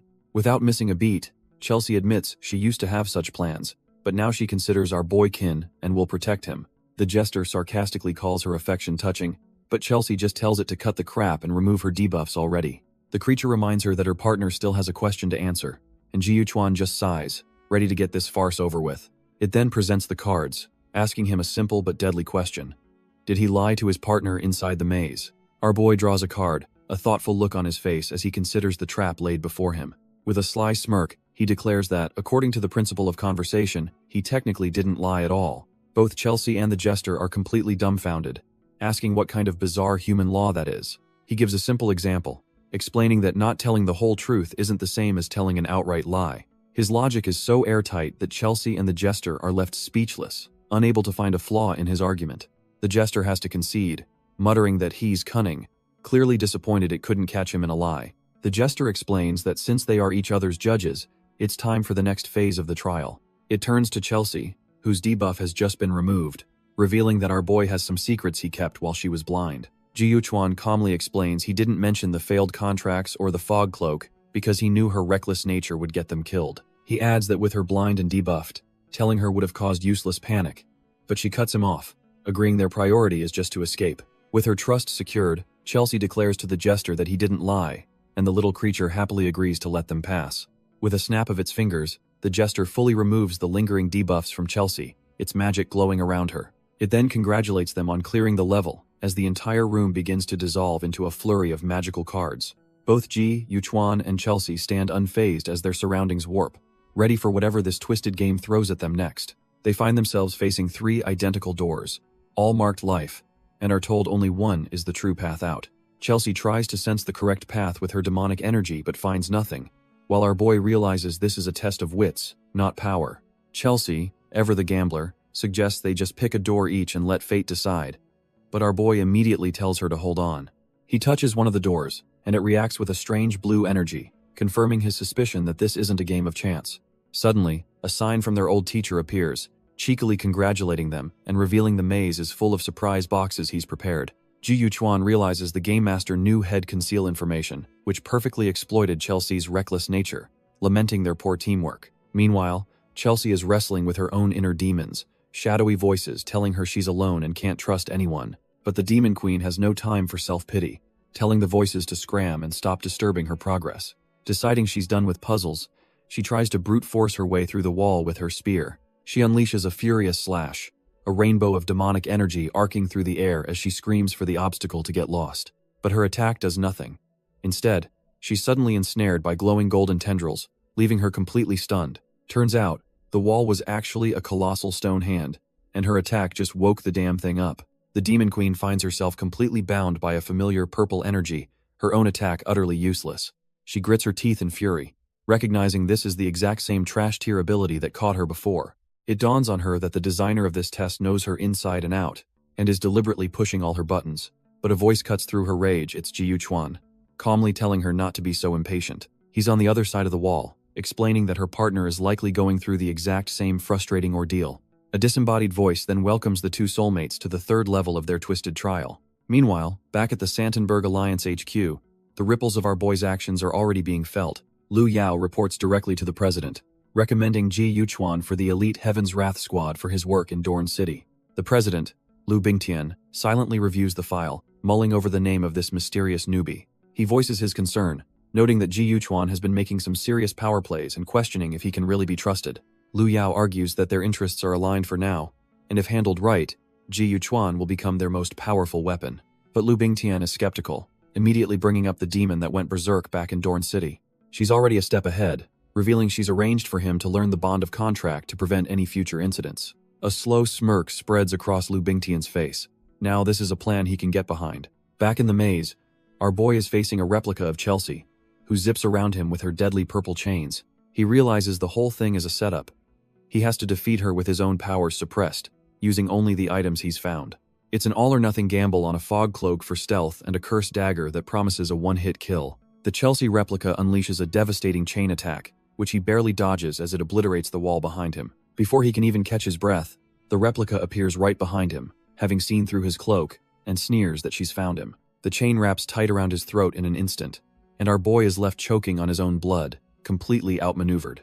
As the chain tightens, Chelsea mocks him for trying to run, but our boy just grits his teeth through the pain. He suddenly lunges forward, retorting that running was never part of the plan. With a brutal thrust, he drives the cursed dagger straight into her gut, catching her completely off guard. It was all a setup. He let her think he was at his limit, creating the perfect opening to declare his victory. The replica vanishes in a flash of purple energy, the one-hit kill dagger now embedded in the wall behind her. A voice echoes in the chamber, and it's the real Chelsea, admitting she's surprised he actually took down her replica. Our boy plays it cool, brushing it off as luck before pointing out that she seems to have some wounds of her own. She scoffs at his deflection, telling him to cut the crap because he's in just as bad of shape. Turns out, it wasn't a replica at all. Chelsea herself was testing him, thinking about how cautious he is and how long it took to find an opening. Just as their standoff intensifies, the entire chamber begins to shake and crumble around them. Chelsea starts to panic, screaming at Ji Yuchuan that the entire dimension is collapsing around them. But before they can react, a mysterious old man appears, chiding the two troublemakers for causing so much chaos. He casually explains that they've trashed his soul space so badly that even its demonic guardian can't hold it together anymore. With a simple gesture, the old master unleashes a wave of blue energy, effortlessly stabilizing the crumbling dimension. Our boy recognizes the man, who congratulates him for successfully conquering the soul maze. Now that the test is over, the teacher gets down to business, asking if they've figured out the first requirement for their contract. Ji Yuchuan and Chelsea exchange a look, both realizing the answer at the same time. They had to learn to trust each other. The old master smirks, satisfied with their answer, and announces that it's time to move on to the final stage. Their next trial is laid bare. Survive for 10 minutes inside a maelstrom of pure demonic energy to forge their contract bonds for good. Without a shred of fear, Ji Yuchuan and Chelsea declare they're ready for whatever he throws at them. A creepy jester doll pops into existence, announcing the start of the trial as it hurls a sphere of pure demonic energy. The orb screams towards Chelsea, who braces for the 10-minute onslaught. The old teacher lights a cigarette, settling in to watch the show, figuring he has some time to kill. But just as he relaxes, a flash of pink energy, Chelsea's dragon form, zips past him in a panic. He's dumbfounded to see the trial already over, with Ji Yuchuan standing alone amidst the swirling energy. Turns out, our boy absorbed all the power for himself, and the teacher realizes that with their ulterior motives, true trust was never on the table. He just sighs, utterly disappointed in the kids these days and their predictable backstabbing. With a surge of his own immense power, the old man decides it's time to teach them a lesson personally. Ji Yuchuan stands transformed, basking in the raw, demonic energy he just stole. The old teacher is taken aback, sensing a mental energy so intense it's almost unbelievable. He puts two and two together, realizing the brat really did absorb all of his partner's demonic power. The two face off, the air crackling with the tension between master and treacherous student. But when Ji Yuchuan lunges, the teacher blocks his punch like it's child's play. He lands a solid gut punch of his own, chiding our boy that sneaking up on an old man is just plain rude. Sent flying, Ji Yuchuan summons his massive demonic scythe, ready for round 2. The teacher, however, effortlessly summons a colossal wall of ice crystals, shattering the attack completely. It's time to get serious. He reveals his own self-created martial art, the primordial chaos 12 forms. With a flick of his wrist, he summons a massive bagua seal, preparing to show his student what real power looks like. The old man smirks, wondering if our boy is a genius or a monster, but either way, it's time to stretch his old legs. Elsewhere, his other students are getting antsy, having heard nothing from their master. Ba Yin asks Sister Mei Mei to do a divination to check on Ji Yuchuan's fate, and she casually agrees. She pulls out her divination slips, ready to see what the future holds for the new recruit. The result is grim. It speaks of a fish swimming peacefully, completely unaware of the net closing in around it. Mei Mei concludes it's a terrible draw, meaning the master is about to give him a serious beatdown. Ba Yin muses that the real terrifying thing isn't the maze they went through, but the master's bone-crushing martial arts. Back in the fight, the teacher unleashes a torrent of blue energy, flowing around him like a tidal wave. He slams a palm right into Ji Yuchuan's chest, telling him that his impatience is going to cost him dearly. But our boy is tougher than that, gritting his teeth as he summons Chelsea's purple chains to trap his old master. The old teacher just scoffs, admitting the move wasn't bad, but it's still trash tier compared to him. Ji Yuchuan is dumbfounded. He poured everything into that attack and it's not even making a dent. With a flick of his wrist, the teacher effortlessly flips out of the chains, calling our boy a complete greenhorn. Before Ji Yuchuan can even react, he's trapped in a glowing blue formation, energy surging through him. The sheer power is overwhelming, and he can feel his consciousness starting to fade under the strain. His teacher lands gracefully, not even breaking a sweat while Ji Yuchuan is getting absolutely fried. The old man just casually cracks his neck, muttering about how kids these days have no patience. He looks down at his student's crumpled form with a sigh of disappointment. Ji Yuchuan is out cold on the floor, the lesson clearly over for today. The teacher observes the pair, noting their distrustful bond and fearing their contract is too fragile to last. The scene shifts to a fiery hellscape, the domain of the true mastermind. The Grimoire Master reports to his lord, admitting his failure to gather enough sacrifices for Mordak's revival. His master, a being he served for millennia, unleashes a wave of dark energy as punishment. Writhing in agony, the Grimoire Master reveals he saw Chelsea, who has foolishly contracted a weak human, reducing her power to 1/10 of its former glory. The Demon Lord seems amused by this news, casually swirling a glass of what looks like blood. He decides to be merciful this one time, overlooking the failure in Dorn City but warning against any future screw-ups. The Grimoire Master, relieved, is then ordered to bring Mordak to him. It's time to advance to the next stage of their grand plan. With his subordinate gone, the Demon Lord smirks, his thoughts turning to Chelsea. He reveals his true form, a powerful horned demon, and eagerly anticipates the look on her face when they finally meet again. Meanwhile, back in the human world, we cut to the imposing headquarters of the Heaven's Wrath organization. Inside, a holographic message pops up from Ba Yin, who cheerfully informs Ji Yuchuan about a little something he forgot to mention. Turns out, visiting his teacher's soul space slapped our boy with an unlucky debuff, and Ba Yin only tells him this 3 days later. We flash back to 3 days prior, with Ji Yuchuan scoping out the heavily guarded underground demon lab, trying to figure out his next move.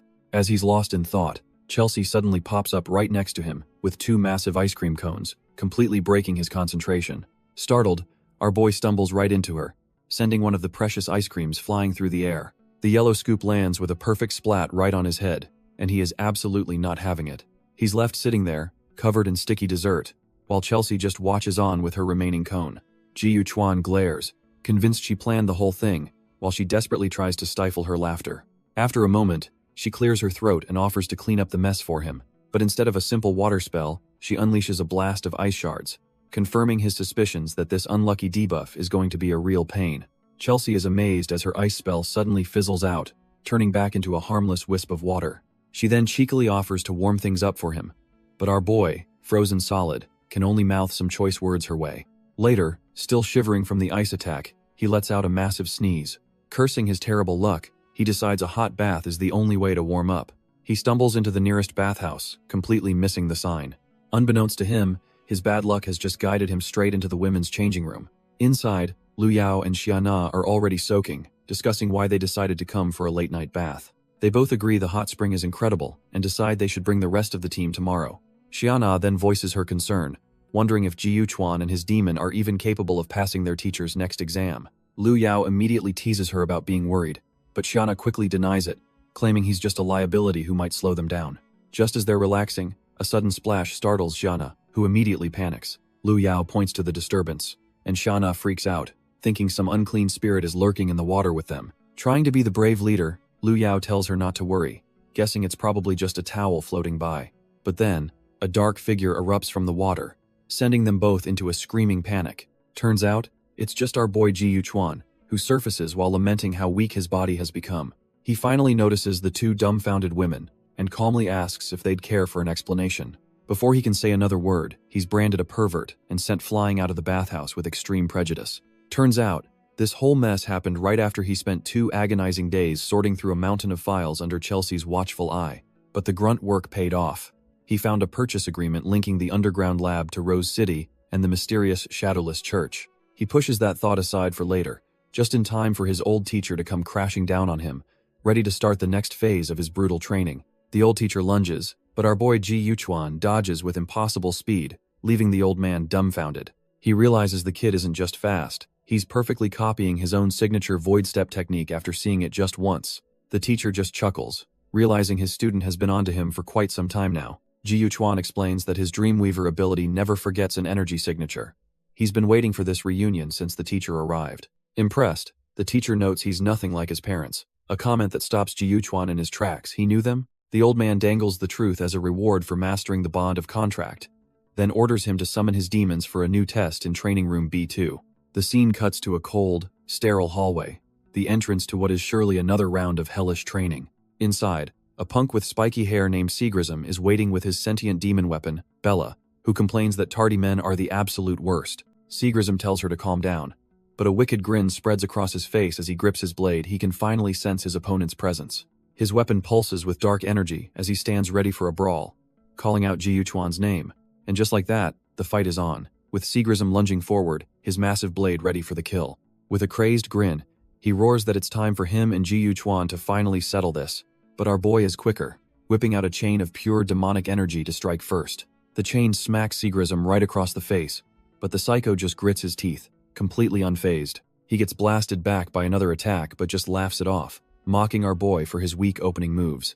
Ji Yuchuan is stunned, realizing his opponent's wounds are healing instantly. This must be the power of an undying demon. As their weapons clash, a voice in his head warns him this guy is tougher than he looks and offers to take control. Ji Yuchuan tells it to shut up, but Sigrism is already weaving golden threads of energy from his fingertips. The voice warns him not to underestimate this guy, who's clearly trying to keep his distance and play it safe. Sigrism scoffs at psychic types, channeling raw power into his fist for a devastating body enhancement technique. Sigrism lunges from above, screaming that our boy has nowhere to run and should just start begging for mercy. But Ji Yuchuan just smirks, completely unfazed by the incoming attack. In a shocking twist, it's revealed the golden threads were our boys all along, and he asks who's really trapped now. With Sigrism completely bound, Ji Yuchuan stands over him and declares his victory as the psycho rages helplessly. But something is off. As Sigrism mutters about killing, Chelsea realizes the Dreamweaver can now peek into his memories. The psycho completely snaps, his mind consumed with a single thought. He's going to kill Ji Yuchuan. We're suddenly dragged into his past, seeing a terrified younger Sigrism running from some unspeakable horror in the rain. The memory shows him battered and broken, crying that he doesn't want to die. Meanwhile, outside the training room, the old teacher is asked how the fight is going, and he calmly states it's already over. His colleague immediately assumes Sigrism won with his demon powers, but the teacher's grim no says it all. The researcher is left utterly dumbfounded, realizing that against all odds, Sigrism has lost. Inside, Bella frantically tries to wake her master, screaming that this is just a training exercise as he remains lost in his rage. The researcher warns the old teacher that Sigrism's mind will shatter, but he calmly stops her, explaining this is a necessary trial. He continues, stating that if Sigrism can't face his own past, hell never gets stronger. And besides, Ji Yuchuan's true talent is just beginning to awaken. Back inside the simulation, our boy sits calmly over the defeated psycho, his golden threads of power weaving through the room. With a flash of his golden eye, Ji Yuchuan realizes he's now fully immersed in the depths of Sigrism's memories. We're thrown into the past, where a much younger, blonde-haired Sigrism gets knocked flat on his back during training. A warrior from his tribe scolds him, saying he'll never be a great warrior if he keeps up this trash-tier performance. But his harsh words are followed by a warm invitation, telling the boy to come eat with his family after he's done. The young Sigrism, bruised but beaming, happily accepts, showing a glimpse of a life before he became a monster. We see his tribe, the Bone Village, who believed they were blessed warriors by birth, living a simple life. It was a place where the strong ruled, but family always came first, as a young Sigrism messes around with his brother. Their entire culture was built on a bond of blood and loyalty, a principle that sustained them for generations. But that peace was shattered when a monstrous demon descended, mocking the so-called legendary warriors as they charged to their deaths. The creature grins, its red eyes glowing with sadistic pleasure, thinking this slaughter is going to be fun.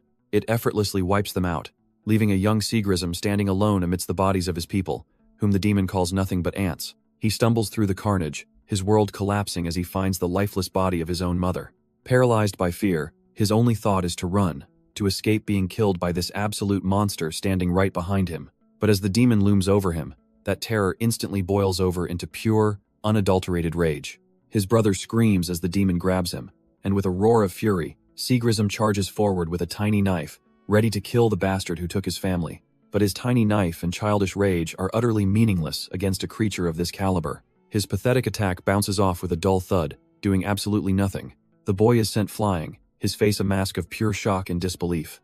The demon just stands there, completely unfazed, as if it was just bothered by a fly. It grabs Sigrism by the hair, annoyed and wondering why these pathetic ants keep resisting their fate. Staring into the face of pure evil, the boy's mind is consumed by absolute terror. Tears of helplessness stream down his face as he realizes he's about to die just like everyone else. That buried trauma explodes in the present, and the adult Sigrism screams with a power he never had as a child. He channels all that rage and grief into a single, devastating attack, vowing to kill the one tormenting him. Suddenly, we're back in the dreamscape, where Ji Yuchuan is forced to block the full, unrestrained fury of Sigrism's past. Outside the dreamscape, Demon Queen Chelsea is told to get her contractor under control, but she flat out refuses. But Bella, Sigrism's weapon, isn't having it, screaming that this is all Ji Yuchuan's fault for digging into memories that should have stayed buried. She even calls out Chelsea's trash-tier contract, leaving the Demon Queen utterly speechless. Back in the mental battlefield, Ji Yuchuan parries another ferocious, flame-wreathed strike from the enraged Sigrism. As Sigrism screams, Ji Yuchuan can feel it all: the guilt, the rage, the festering trauma of a lone survivor. The memories then shift, revealing a younger, broken Sigrism being offered a demonic contract by Bella herself. We see him later, a lone wanderer who survived against all odds, now being confronted by a mysterious figure. Turns out, it's Lu Yao, who recognizes him as the last of the Bone Tribe and makes him an offer to join her cause. But then the memory warps, showing Lu Yao presenting a different child, a boy with white hair whose eyes had been gouged out by his captors. The rescued boy, who looks exactly like a young Guzera, reaches out and introduces himself with Sigrism's name, deepening the mystery. And in that distorted memory, a younger Sigrism makes a vow to protect what's precious to him. He decides he'll become strong enough so that no one can ever take anything from him again. His name is Sigrism, and he'll become a demon himself if that's what it takes to gain that power. Back in the present, he's a battle-crazed maniac, laughing and telling our boy to come and finish this. Jiyu Chuan just scoffs at the battle-crazed maniac and swings his own blade to meet the challenge. Their weapons collide in a shower of sparks, Sigrism grinning like a psychopath through it all. The sheer force of the blow sends Jiyu Chuan flying backward, completely outmatched in raw strength. Realizing a head-on clash is a losing game, our boy sees his chance and calls out to Chelsea. Suddenly, glowing purple chains erupt from the ground, wrapping around a completely dumbfounded Sigrism. A colossal energy dragon manifests as Jiyu Chuan reveals his trump card. A higher demon can dominate a lower one. Bella, his living weapon, screams a warning as Sigrism realizes he's completely trapped by the overwhelming demonic pressure. With Chelsea's massive form coiled around the pair, Jiyu Chuan coldly declares that this is the end of the line. But just as he's about to land the final blow, their old teacher and Ba Yin appear, announcing the match is over and our boy is the winner. Back in her tiny dragon form, Chelsea complains that all her effort was for nothing since no contract bond was formed. Jiyu Chuan, however, seems completely unfazed, his gaze as cold and unreadable as ever. Meanwhile, Bella chews Sigrism out for being a reckless wretch, asking if he's finally satisfied with this outcome. He just tells her to go back into the weapon, calmly admitting that he has lost this fight. Sigrism then clarifies that while he still hates our boy, his true target was never him to begin with. He clenches his fist, revealing his actions are driven by the immense guilt of running from his tribe out of fear, and he makes a solemn vow to make the demon who destroyed his home and took his loved ones pay for everything. To Sigrism's utter shock, our boy offers to help him hunt down the demon responsible. Jiyu Chuan extends a hand, telling him to prove he isn't weak and that the spirit of his tribe is still alive. For a moment, Sigrism hesitates, dumbfounded by this sudden truce from the man he just tried to kill. But seeing the sincerity, he grasps Jiyu Chuan's hand, sealing their new, blood-soaked pact. The scene shifts to a grim, gothic castle under a full moon, a place where nightmares are born. Inside, a terrified agent crawls through a pool of corpses, desperately sending a report about a predator and a demon. Before he can finish his message, a foot slams down, crushing his arm and his last hope for backup. A shadowy figure with long white hair looms over him, mockingly asking if he's the leader of this little intrusion. The demon taunts the helpless agent, telling him to consider it an honor to see his face as the last thing he'll ever witness. With a final, choked plea for help, the agent's body dissolves into purple energy, his existence erased. Back in his own mind, Jiyu Chuan sees the face of the fallen agent, now merged with Chelsea's demonic form, vowing that it's time to settle the score. Our boy snaps awake in bed, the remnants of the strange dream still clinging to him. Turns out, he's not alone. Demon Queen Chelsea has transformed into her humanoid form in her sleep again, much to his eternal exhaustion. But his rest is cut short as he senses a faint demonic aura lurking just outside his room. Without even getting up, he casually flicks his wrist, sending out a thread of his golden Dreamweaver energy to investigate. The energy instantly snares a shadowy presence, and he hears a yelp of surprise as someone realizes their shadow's been caught. Jiyu Chuan sighs, sitting up and demanding to know why two idiots are lurking outside his door. The door flies open as Shana and the gluttonous demon boy burst in with party poppers, yelling surprise at a completely unimpressed Jiyu Chuan. Xiana explains that Lu Yao organized a celebration banquet for their success, urging him to come before Sigrism eats everything. Suddenly, Chelsea pops up behind him with a manic grin, her only concern being whether they have that awesome canned meat. The team arrives at a seriously high-class banquet hall, a far cry from the hellscapes they're used to. Guzera is already digging in, remarking how nice it is to eat human food instead of predator meat for a change. Elsewhere, team leader Lu Yao is finally letting loose with a few drinks, while Shana tries to track her down. Suddenly, a drink slams onto the bar as someone calls out for Jiyu Chuan. Turns out, our boy is getting an earful from a completely wasted Sigrism, with Ba Yin watching on in amusement. The drunkard gets emotional, admitting he used to think Jiyu Chuan was a phony but now sees him as a true warrior for saving him. Jiyu Chuan just sips his drink, completely unfazed, as Ba Yin chuckles at Sigrism's wobbly state.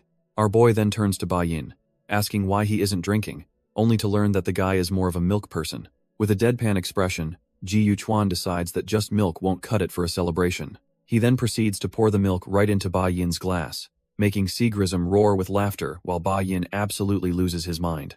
Ji Yuchuan just smirks, insisting that a little milk makes the booze smoother while Ba Yin completely loses his cool. Elsewhere, Bella frets over her drunken master, but Chelsea seems more concerned about who's manning the grill. Looking a little tipsy herself, Chelsea confidently reassures everyone that she's got the cooking under control. At the same time, a wasted Lu Yao boasts about her own cooking skills as Shana desperately tries to cut her off.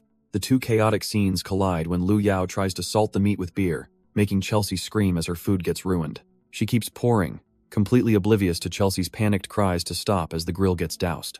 The night just gets wilder as the drunken party continues under the moonlight. Miraculously, Chelsea manages to salvage a small plate of food and brings it inside, looking utterly exhausted. Her relief turns to horror when she stumbles upon Ji Yuchuan's body on the floor, thinking he's dead until he groggily corrects her. She just stares down at our boy, a mix of annoyance and relief washing over her as she calls out his name. Chelsea teases our boy for passing out, but he just grumbles that it's been a while since he drank. She warns him that making a contract with a fragile human better not be a mistake, while he wonders when their bond will actually form. His mind flashes back to a critical moment.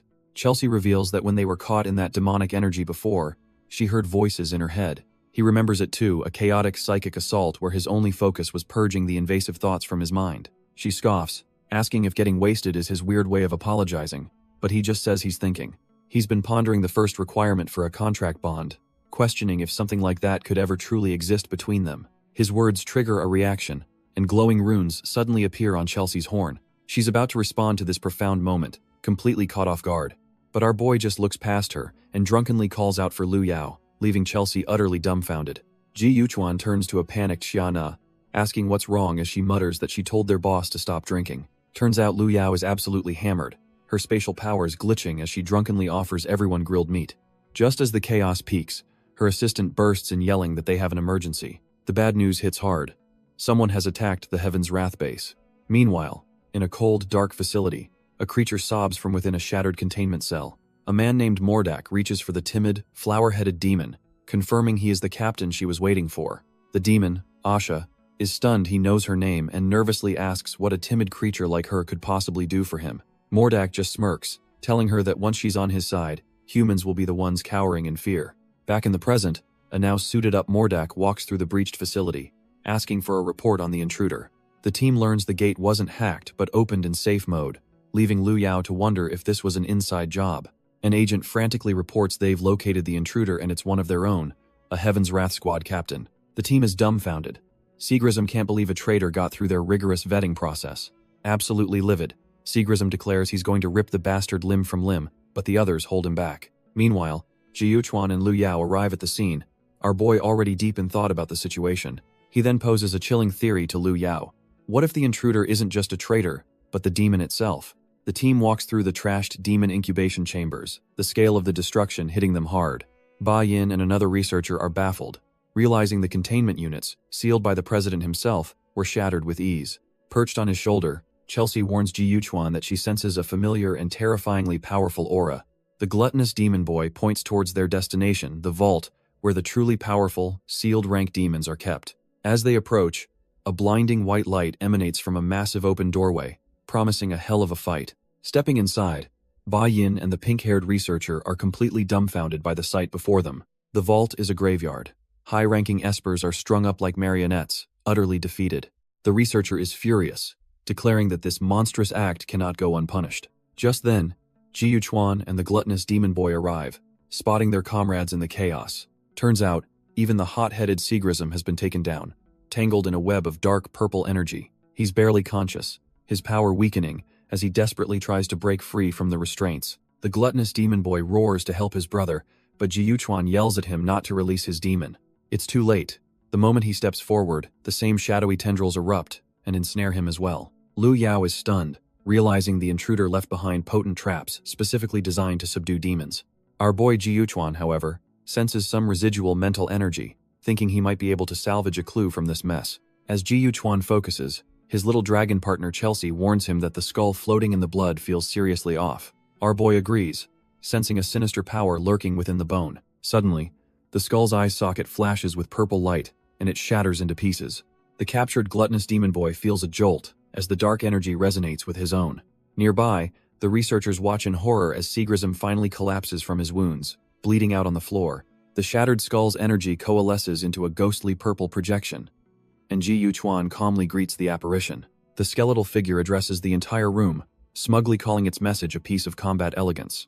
It then drops an absolute bombshell. Its master will launch a full-scale assault on the city at dawn tomorrow. Seagrism and the others are left completely dumbfounded, unable to process the threat. Even Lu Yao is frozen in shock, realizing they have mere hours before their city is purged. The purple skull then offers a twisted alternative. The assault will be postponed if Chelsea agrees to meet its master at a place called Lost Paradise. Ji Yuchuan turns to Chelsea, who admits she feels a strange familiarity with the enemy's attacks, and warns that their entire squad would be no match for him. Our boy is taken aback. It's rare to see the Demon Queen so serious, which means this threat is the real deal. Meanwhile, Lu Yao has had enough of this trash talk and orders Xiana to shut the projection down immediately. With a swift slice of her shadow power, Xiana cuts the ghostly messenger off mid-sentence, shattering the purple energy. Lu Yao doesn't waste a second, issuing a citywide level 1 alert and authorizing lethal force, even greenlighting the use of their ultimate Heaven's Wrath weaponry. Her team is stunned by the extreme order, questioning if they're really going to war over what might be just one demon. But Lu Yao is resolute, reminding them that their strongest agents barely survived this guy's traps, and that he now controls the cowardly demon, a terrifying wildcard. Back with our crew, Guzera asks Ji Yuchuan if there's another option, completely lost on what to do next.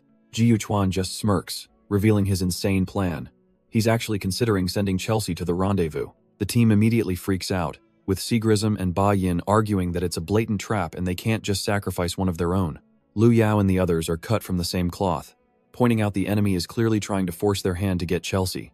But our boy Ji Yuchuan, with a quiet Chelsea on his shoulder, just tells everyone to stop debating. His mind is already made up. He confirms their worst fears, announcing that he and Chelsea have decided to go to the meeting point and walk right into the lion's den. His entire crew is left completely dumbfounded, unable to believe he's actually considering such a reckless, trash-tier plan. Ji Yuchuan begins to walk away, telling them to stay calm because this is his and Chelsea's fight, and they were just dragged into it. Seagrism isn't having any of that nonsense, roaring that there's no way in hell he's letting our boy go face this threat alone. Just then, Lu Yao's earpiece crackles to life with an urgent incoming transmission. A powerful voice on the other end, who she calls the President, demands to know where Ji Yuchuan is, and orders her to bring him back immediately. Lu Yao is stunned into silence as the President drops a bombshell. Ji Yuchuan is the very person they've been looking for all along. The scene cuts to the Santenberg Alliance President's office, where a serious meeting is underway. The President grills Lu Yao, questioning how she, of all people, could let Ji Yuchuan walk into this mess alone. Lu Yao tries to take the blame but shifts focus to the intruder, but the President cuts her off, saying he's already been briefed. He mentions that their ultimate weapon, Heaven's Wrath, is off the table, then reveals he called her for a far more critical reason. The President pulls up the latest research from the doctor, leaving Lu Yao completely speechless. It's a DNA comparison showing that our boy Ji Yuchuan is genetically closer to the first predators than to humans. Lu Yao is in total disbelief, arguing that the predators appeared decades ago when Ji Yuchuan was just a baby. But the President shuts her down, stating the research is solid, and cryptically hoping Ji Yuchuan can bring hope to the world. A horrifying thought suddenly strikes Lu Yao, as she realizes the intruder might be after Ji Yuchuan specifically. The President confirms her fears, noting that, while the research was top secret, she's always had her own suspicions about Chelsea's true origins. The President hands Lu Yao a last resort weapon, warning her to use it if Chelsea ever becomes a threat to Ji Yuchuan. Lu Yao is stunned as she examines the glowing purple crystal in her hand. Turns out, it's the newly tested space-time demonic hammer, a monster of a weapon capable of severing a demonic contract. The President explains that even if our boy hasn't mastered his bond, this one-time use item is their only insurance policy. He places a hand on her shoulder, telling her to be careful and that he trusts her completely. In a rare moment of vulnerability, he reminds her that while her mother's dying wish was important, she, his daughter, is far more so. The scene shifts to a massive Gothic castle in the Westlands, surrounded by a sea of roses under a full moon. Ji Yuchuan and Chelsea stand amidst a web of golden energy, with her questioning if his plan is just to exhaust himself for a duel. He calmly explains that it's better than walking into a trap, since their arrogant foe vowed to slaughter the city by dawn. Chelsea silently admits his mental energy is remarkable, but a gut feeling tells her that she's missing something crucial about their enemy's plan. He reassures Chelsea he won't be reckless, as he still has to help her regain her memories and power. But in the next second, his eye widens in shock as the trap is sprung. Our boy suddenly collapses, warning Chelsea to be careful of her surroundings. He grits his teeth, realizing his mental energy is under a direct and powerful assault. Before Chelsea can even react, a grotesque, zombie-like creature lurches out from the roses behind her. The Demon Queen doesn't hesitate, instantly blasting the minion with her signature purple chains. A massive explosion of demonic energy erupts, a strike that should have obliterated any normal foe. But the zombie just stumbles back, growling as if it barely felt a thing. Chelsea is dumbfounded. An attack like that should have vaporized the creature, making her question if she's gotten weaker. Then it clicks, no, that's not it at all. Something is fundamentally wrong with this entire space. As Ji Yuchuan lies paralyzed, Chelsea admits that for the first time, she's actually starting to feel scared. The entire mental landscape is a twisted Gothic castle, a prison designed to break their minds. Inside, the true culprits are revealed. A plant-like demon named Osha asks her master if it's okay to kill. Her master, Mordak, reassures her, calling her a slightly unusual human to stroke her ego. Asha falls for it completely, vowing to become a good human for him, while Mordak just smirks. He thinks to himself that with Osha's powerful and murderous nature, she's the perfect tool for his plan. Mordak grins sadistically, realizing she's exactly what he needs to finally defeat Chelsea and our boy. Back outside, Chelsea finds herself surrounded by a whole horde of those trash-tier zombies. An overwhelming sense of fear washes over her, a psychic pressure so intense it's making her sick. She lashes out with her chains, tearing through the minions, but it feels like fighting an endless tide. Our boy realizes Chelsea's power is fading fast, and he suspects some cowardly demon is behind the fear aura he's somehow immune to. He warns her that fighting these zombies is just making her weaker, and she admits she's being affected by something sinister. Suddenly, the ground rumbles violently, and the two of them brace for whatever is coming next. A whole damn Gothic castle erupts from the ground, its spires tearing through the sky like a nightmare made real. As purple energy coalesces, Ji Yuchuan recognizes the demonic power signature, but it's far stronger than he expected. A colossal skeletal demon lord fully materializes, greeting Chelsea with a bone-chilling taunt about how weak she's become. The demon scoffs at her, calling her pathetic for forming a contract with a lowly human like our boy. Done with the trash talk, the skeletal lord brings its massive fist crashing down, blasting them both backwards. Ji Yuchuan scrambles to her side, asking if she's hurt, but the proud demon queen just snaps back at him for asking the obvious. Knowing she's in no state to fight, Chelsea tells him she's counting on him, and he accepts the burden without hesitation. The skeletal lord mocks our boy, asking if he seriously thinks he can hide from a being of his power. To prove his point, he summons a horde of trash-tier zombie minions that claw their way out of the ground. The undead swarm forward, but Ji Yuchuan meets them head-on, his spear flashing with purple energy. He scoffs at the very idea of hiding, carving a bloody path through the cannon fodder with a wide, sweeping attack. With a crazed grin, he admits that this hopeless situation is actually getting him excited beyond belief. The demon lord is completely dumbfounded, unable to process how this mere human is shredding his army. Ji Yuchuan charges straight for the big boss, screaming that killing him is the only way to get closer to the truth. With a final, devastating strike, he completely shatters the demon lord's physical form into 1,000 pieces. But it's not over. The shattered fragments of bone and dark energy begin to swirl and coalesce in mid-air. The pieces reform into a volley of deadly projectiles aimed right at him, as Chelsea screams a desperate warning. Our boy reacts in a flash, throwing up a golden shield to block the deadly bone fragments. But something is terribly wrong. He feels his speed suddenly grind to a halt. Turns out, this was the demon lord's trump card, an ability that slows the very fabric of space-time around its victim. The demon's giant skull reforms, mocking this dull performance and demanding Chelsea come out to be crushed for real. With a deafening crash, the massive skull slams down, intent on obliterating Ji Yuchuan completely. But as the dust settles, a new figure, the plant demon, Osha, is congratulated for a job well done. The mastermind reveals himself to be the high-ranking demon Mordak, who was orchestrating this entire beatdown from the shadows. With a smug grin, he taunts the absent Chelsea, hoping she's enjoying the little surprise he's prepared. Just then, Lu Yao and her squad arrive on the scene, absolutely dumbfounded by the sheer scale of the battle. They stare at the apocalyptic wasteland, wondering how in the world Ji Yuchuan and his demon could have caused all this. Seagrism insists our boy is too tough to go down easily, reminding everyone that Ji Yuchuan once defeated him. Lu Yao cuts the chatter short, ordering her squad to spread out and begin the search immediately. She splits the team, sending Seagrism and Guzera one way while she takes the others, their top priority being to find Ji Yuchuan. Meanwhile, in some dark, unknown space, our boy and Chelsea have been teleported away from the battle. Chelsea wonders if they've been dragged into another dimension, and Ji Yuchuan agrees, sensing nothing but the two of them. A mysterious voice suddenly cuts in, telling them not to sound so lonely because it makes him sad, leaving Chelsea completely stunned. The voice reveals it's been watching them for a while, noting how pathetic and weak Chelsea has become. The traitor is revealed to be none other than Guzera, who transforms into his true victory demon form and mocks Chelsea for not recognizing him. With a wicked grin, Guzera unleashes his power, summoning a wave of screaming purple souls from his staff. Ji Yuchuan reacts in a flash, throwing up a golden barrier to shield them from the devastating attack. Ji Yuchuan steps in front of Chelsea, telling her she's far too weak right now and hell handle this. But the traitor, Guzera, just scoffs, questioning if a mere human actually dares to challenge him. Suddenly, Chelsea's eyes widen in horror as she recognizes the banner. It's him, the infamous victory demon, Mordak.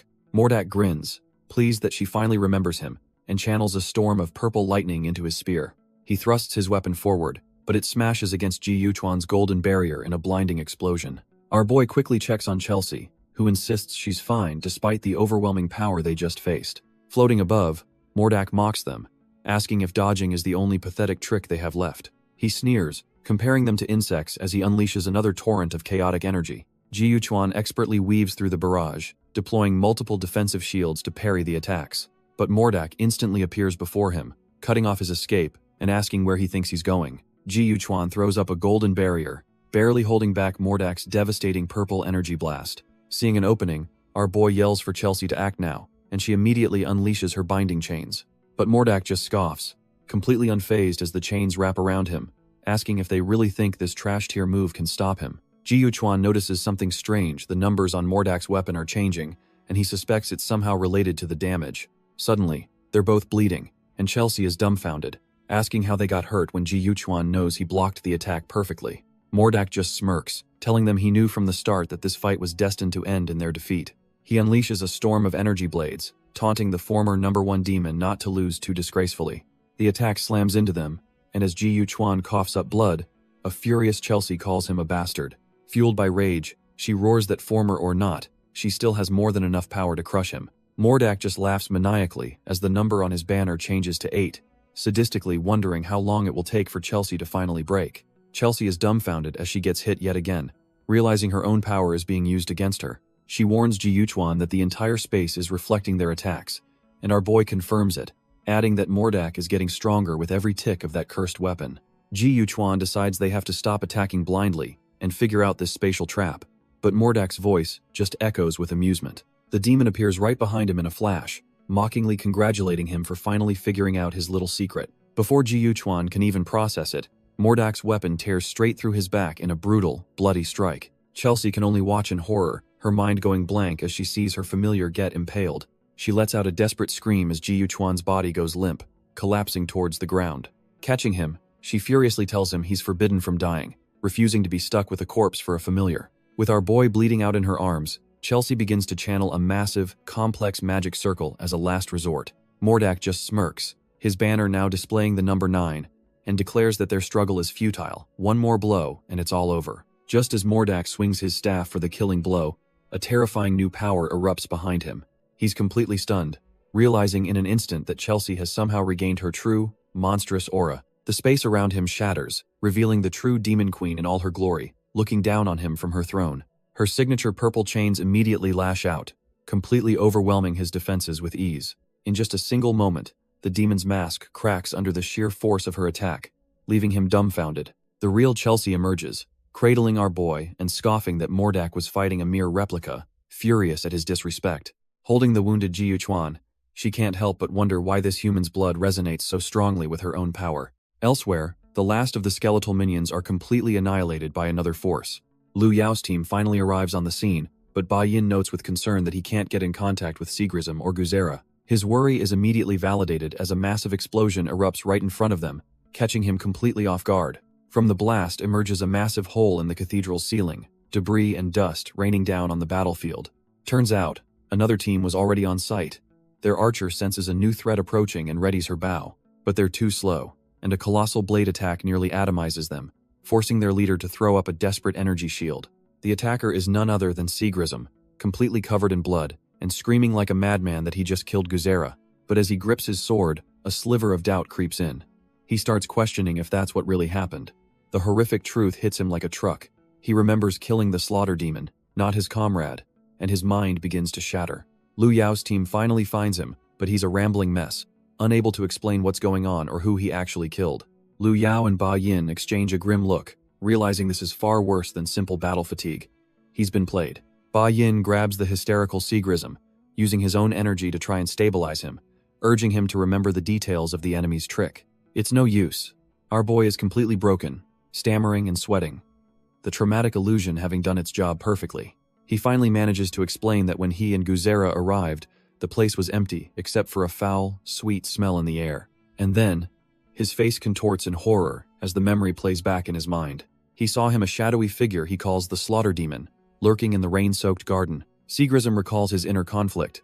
He felt he had his powers under control, but some instinct screamed at him to back down.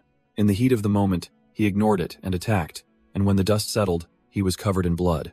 The gut-wrenching truth hits him again. He saw his own sword plunge deep into Guzera's chest, but Ba Yin calmly explains that it was likely an illusion, as they've searched the entire castle and found nothing matching his description. He then gives our boy a sliver of hope, revealing Guzera's signal was lost but hasn't disappeared, meaning he might still be alive. With new resolve, Lu Yao takes charge, ordering Xiana and Seagrism to find Guzera, while she and Ba Yin continue the search for Jiyu Chuan. Their new mission takes them deeper into the castle, towards a grand, empty hall bathed in eerie light. Meanwhile, in another part of the castle, Jiyu Chuan's eyes snap open. He's completely dumbfounded, realizing the fatal wound that should have killed him has completely vanished. Before he can even process this miracle, glowing purple chains erupt from nowhere and bind him tight. And who should appear but the Demon Queen Chelsea, who scoffs at the audacity of a mere human questioning her. She grabs his chin, forcing him to look at her as she demands answers. Chelsea needs to know who he truly is, and why his blood has the bizarre effect of enhancing demonic power. Our boy just smirks, telling her that he's just as much in the dark about his own nature as she is. A slow, dangerous smile spreads across Chelsea's face as she realizes she no longer needs to hunt the other ranked demons. She whispers that perhaps by draining him dry, she can reclaim all her power and lost memories. Jiyu Chuan tries to play it cool, insisting she wouldn't do that.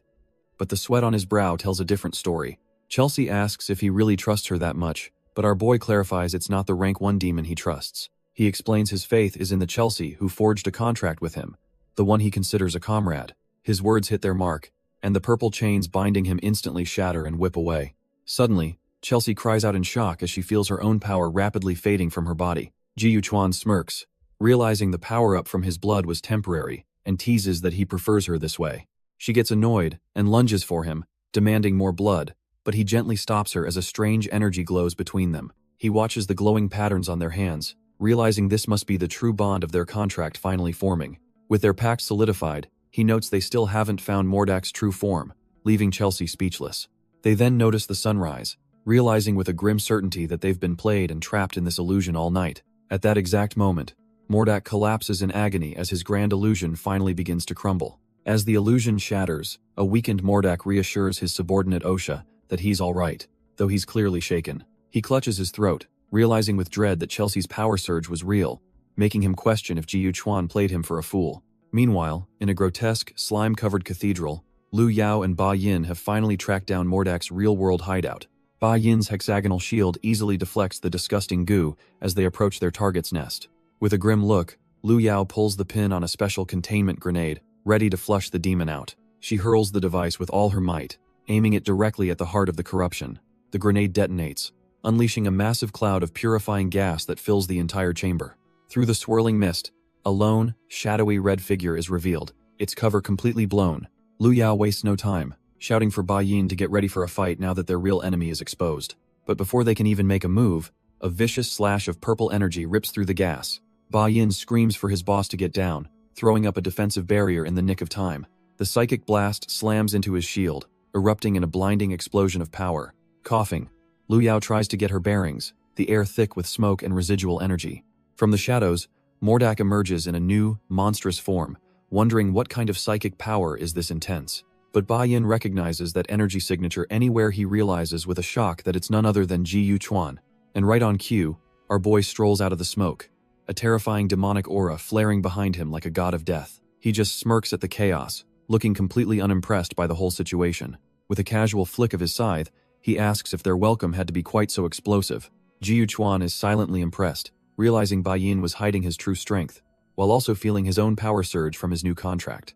Ba Yin adjusts his glasses, noting that not only did our boy master the contract, but he also possesses demonic power, just as their informant warned. Ji Yuchuan casually explains that the Mordak they just fought was nothing but a clone, and the real deal is nowhere to be found. Lu Yao is dumbfounded, unable to process that the infamous 9th-ranked demon Mordak actually showed up here. Our boy continues, deducing that a victory demon like him wouldn't send a mere clone without a much bigger, more sinister plan in motion. The gears in Lu Yao's head start turning as she pieces together the clone's appearance with a potential battle plan. It all clicks in a moment of horror. She realizes Santenberg must be the real target and immediately rips open a spatial gate, but her portal shatters into a million crystalline shards. She's horrified to find her Esper abilities have been completely sealed off. Meanwhile, Ji Yuchuan has already found the culprit, calmly pointing out that a strange substance on the wall is blocking their powers. Touching the slimy wall, our boy calmly deduces the horrifying truth. They're trapped inside a creature's stomach. Meanwhile, Mordak is seen scrambling away from a pool of the same disgusting green goop. Turns out, he was just spat out by his own familiar, a colossal worm-like beast named Lost. Mordak is absolutely livid, insulted that his own creation would spit him out for tasting bad. But then it hits him, the entire castle is the familiar's transformed body, and his allies are still trapped inside. He unleashes his own demonic power, lashing out at the giant beast with corrosive tendrils. Frustratingly, his external attacks are useless. He realizes the only way to win is if someone attacks it from within. As if on cue, the familiar lets out a blood-curdling scream as purple chains burst out from its throat. Mordak is left completely dumbfounded, wondering who the hell is inside his pet causing all this chaos. Suddenly, the familiar's body rips open, spitting out Sigrism and his pink-haired colleague.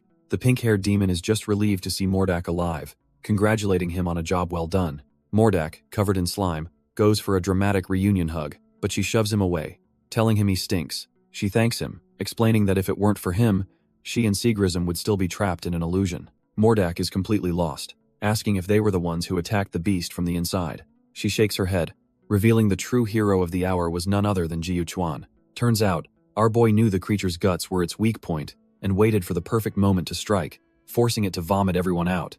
Sigrism just laughs, proud of his rival's big brain play, as his sentient weapon Bella appears to clean him up.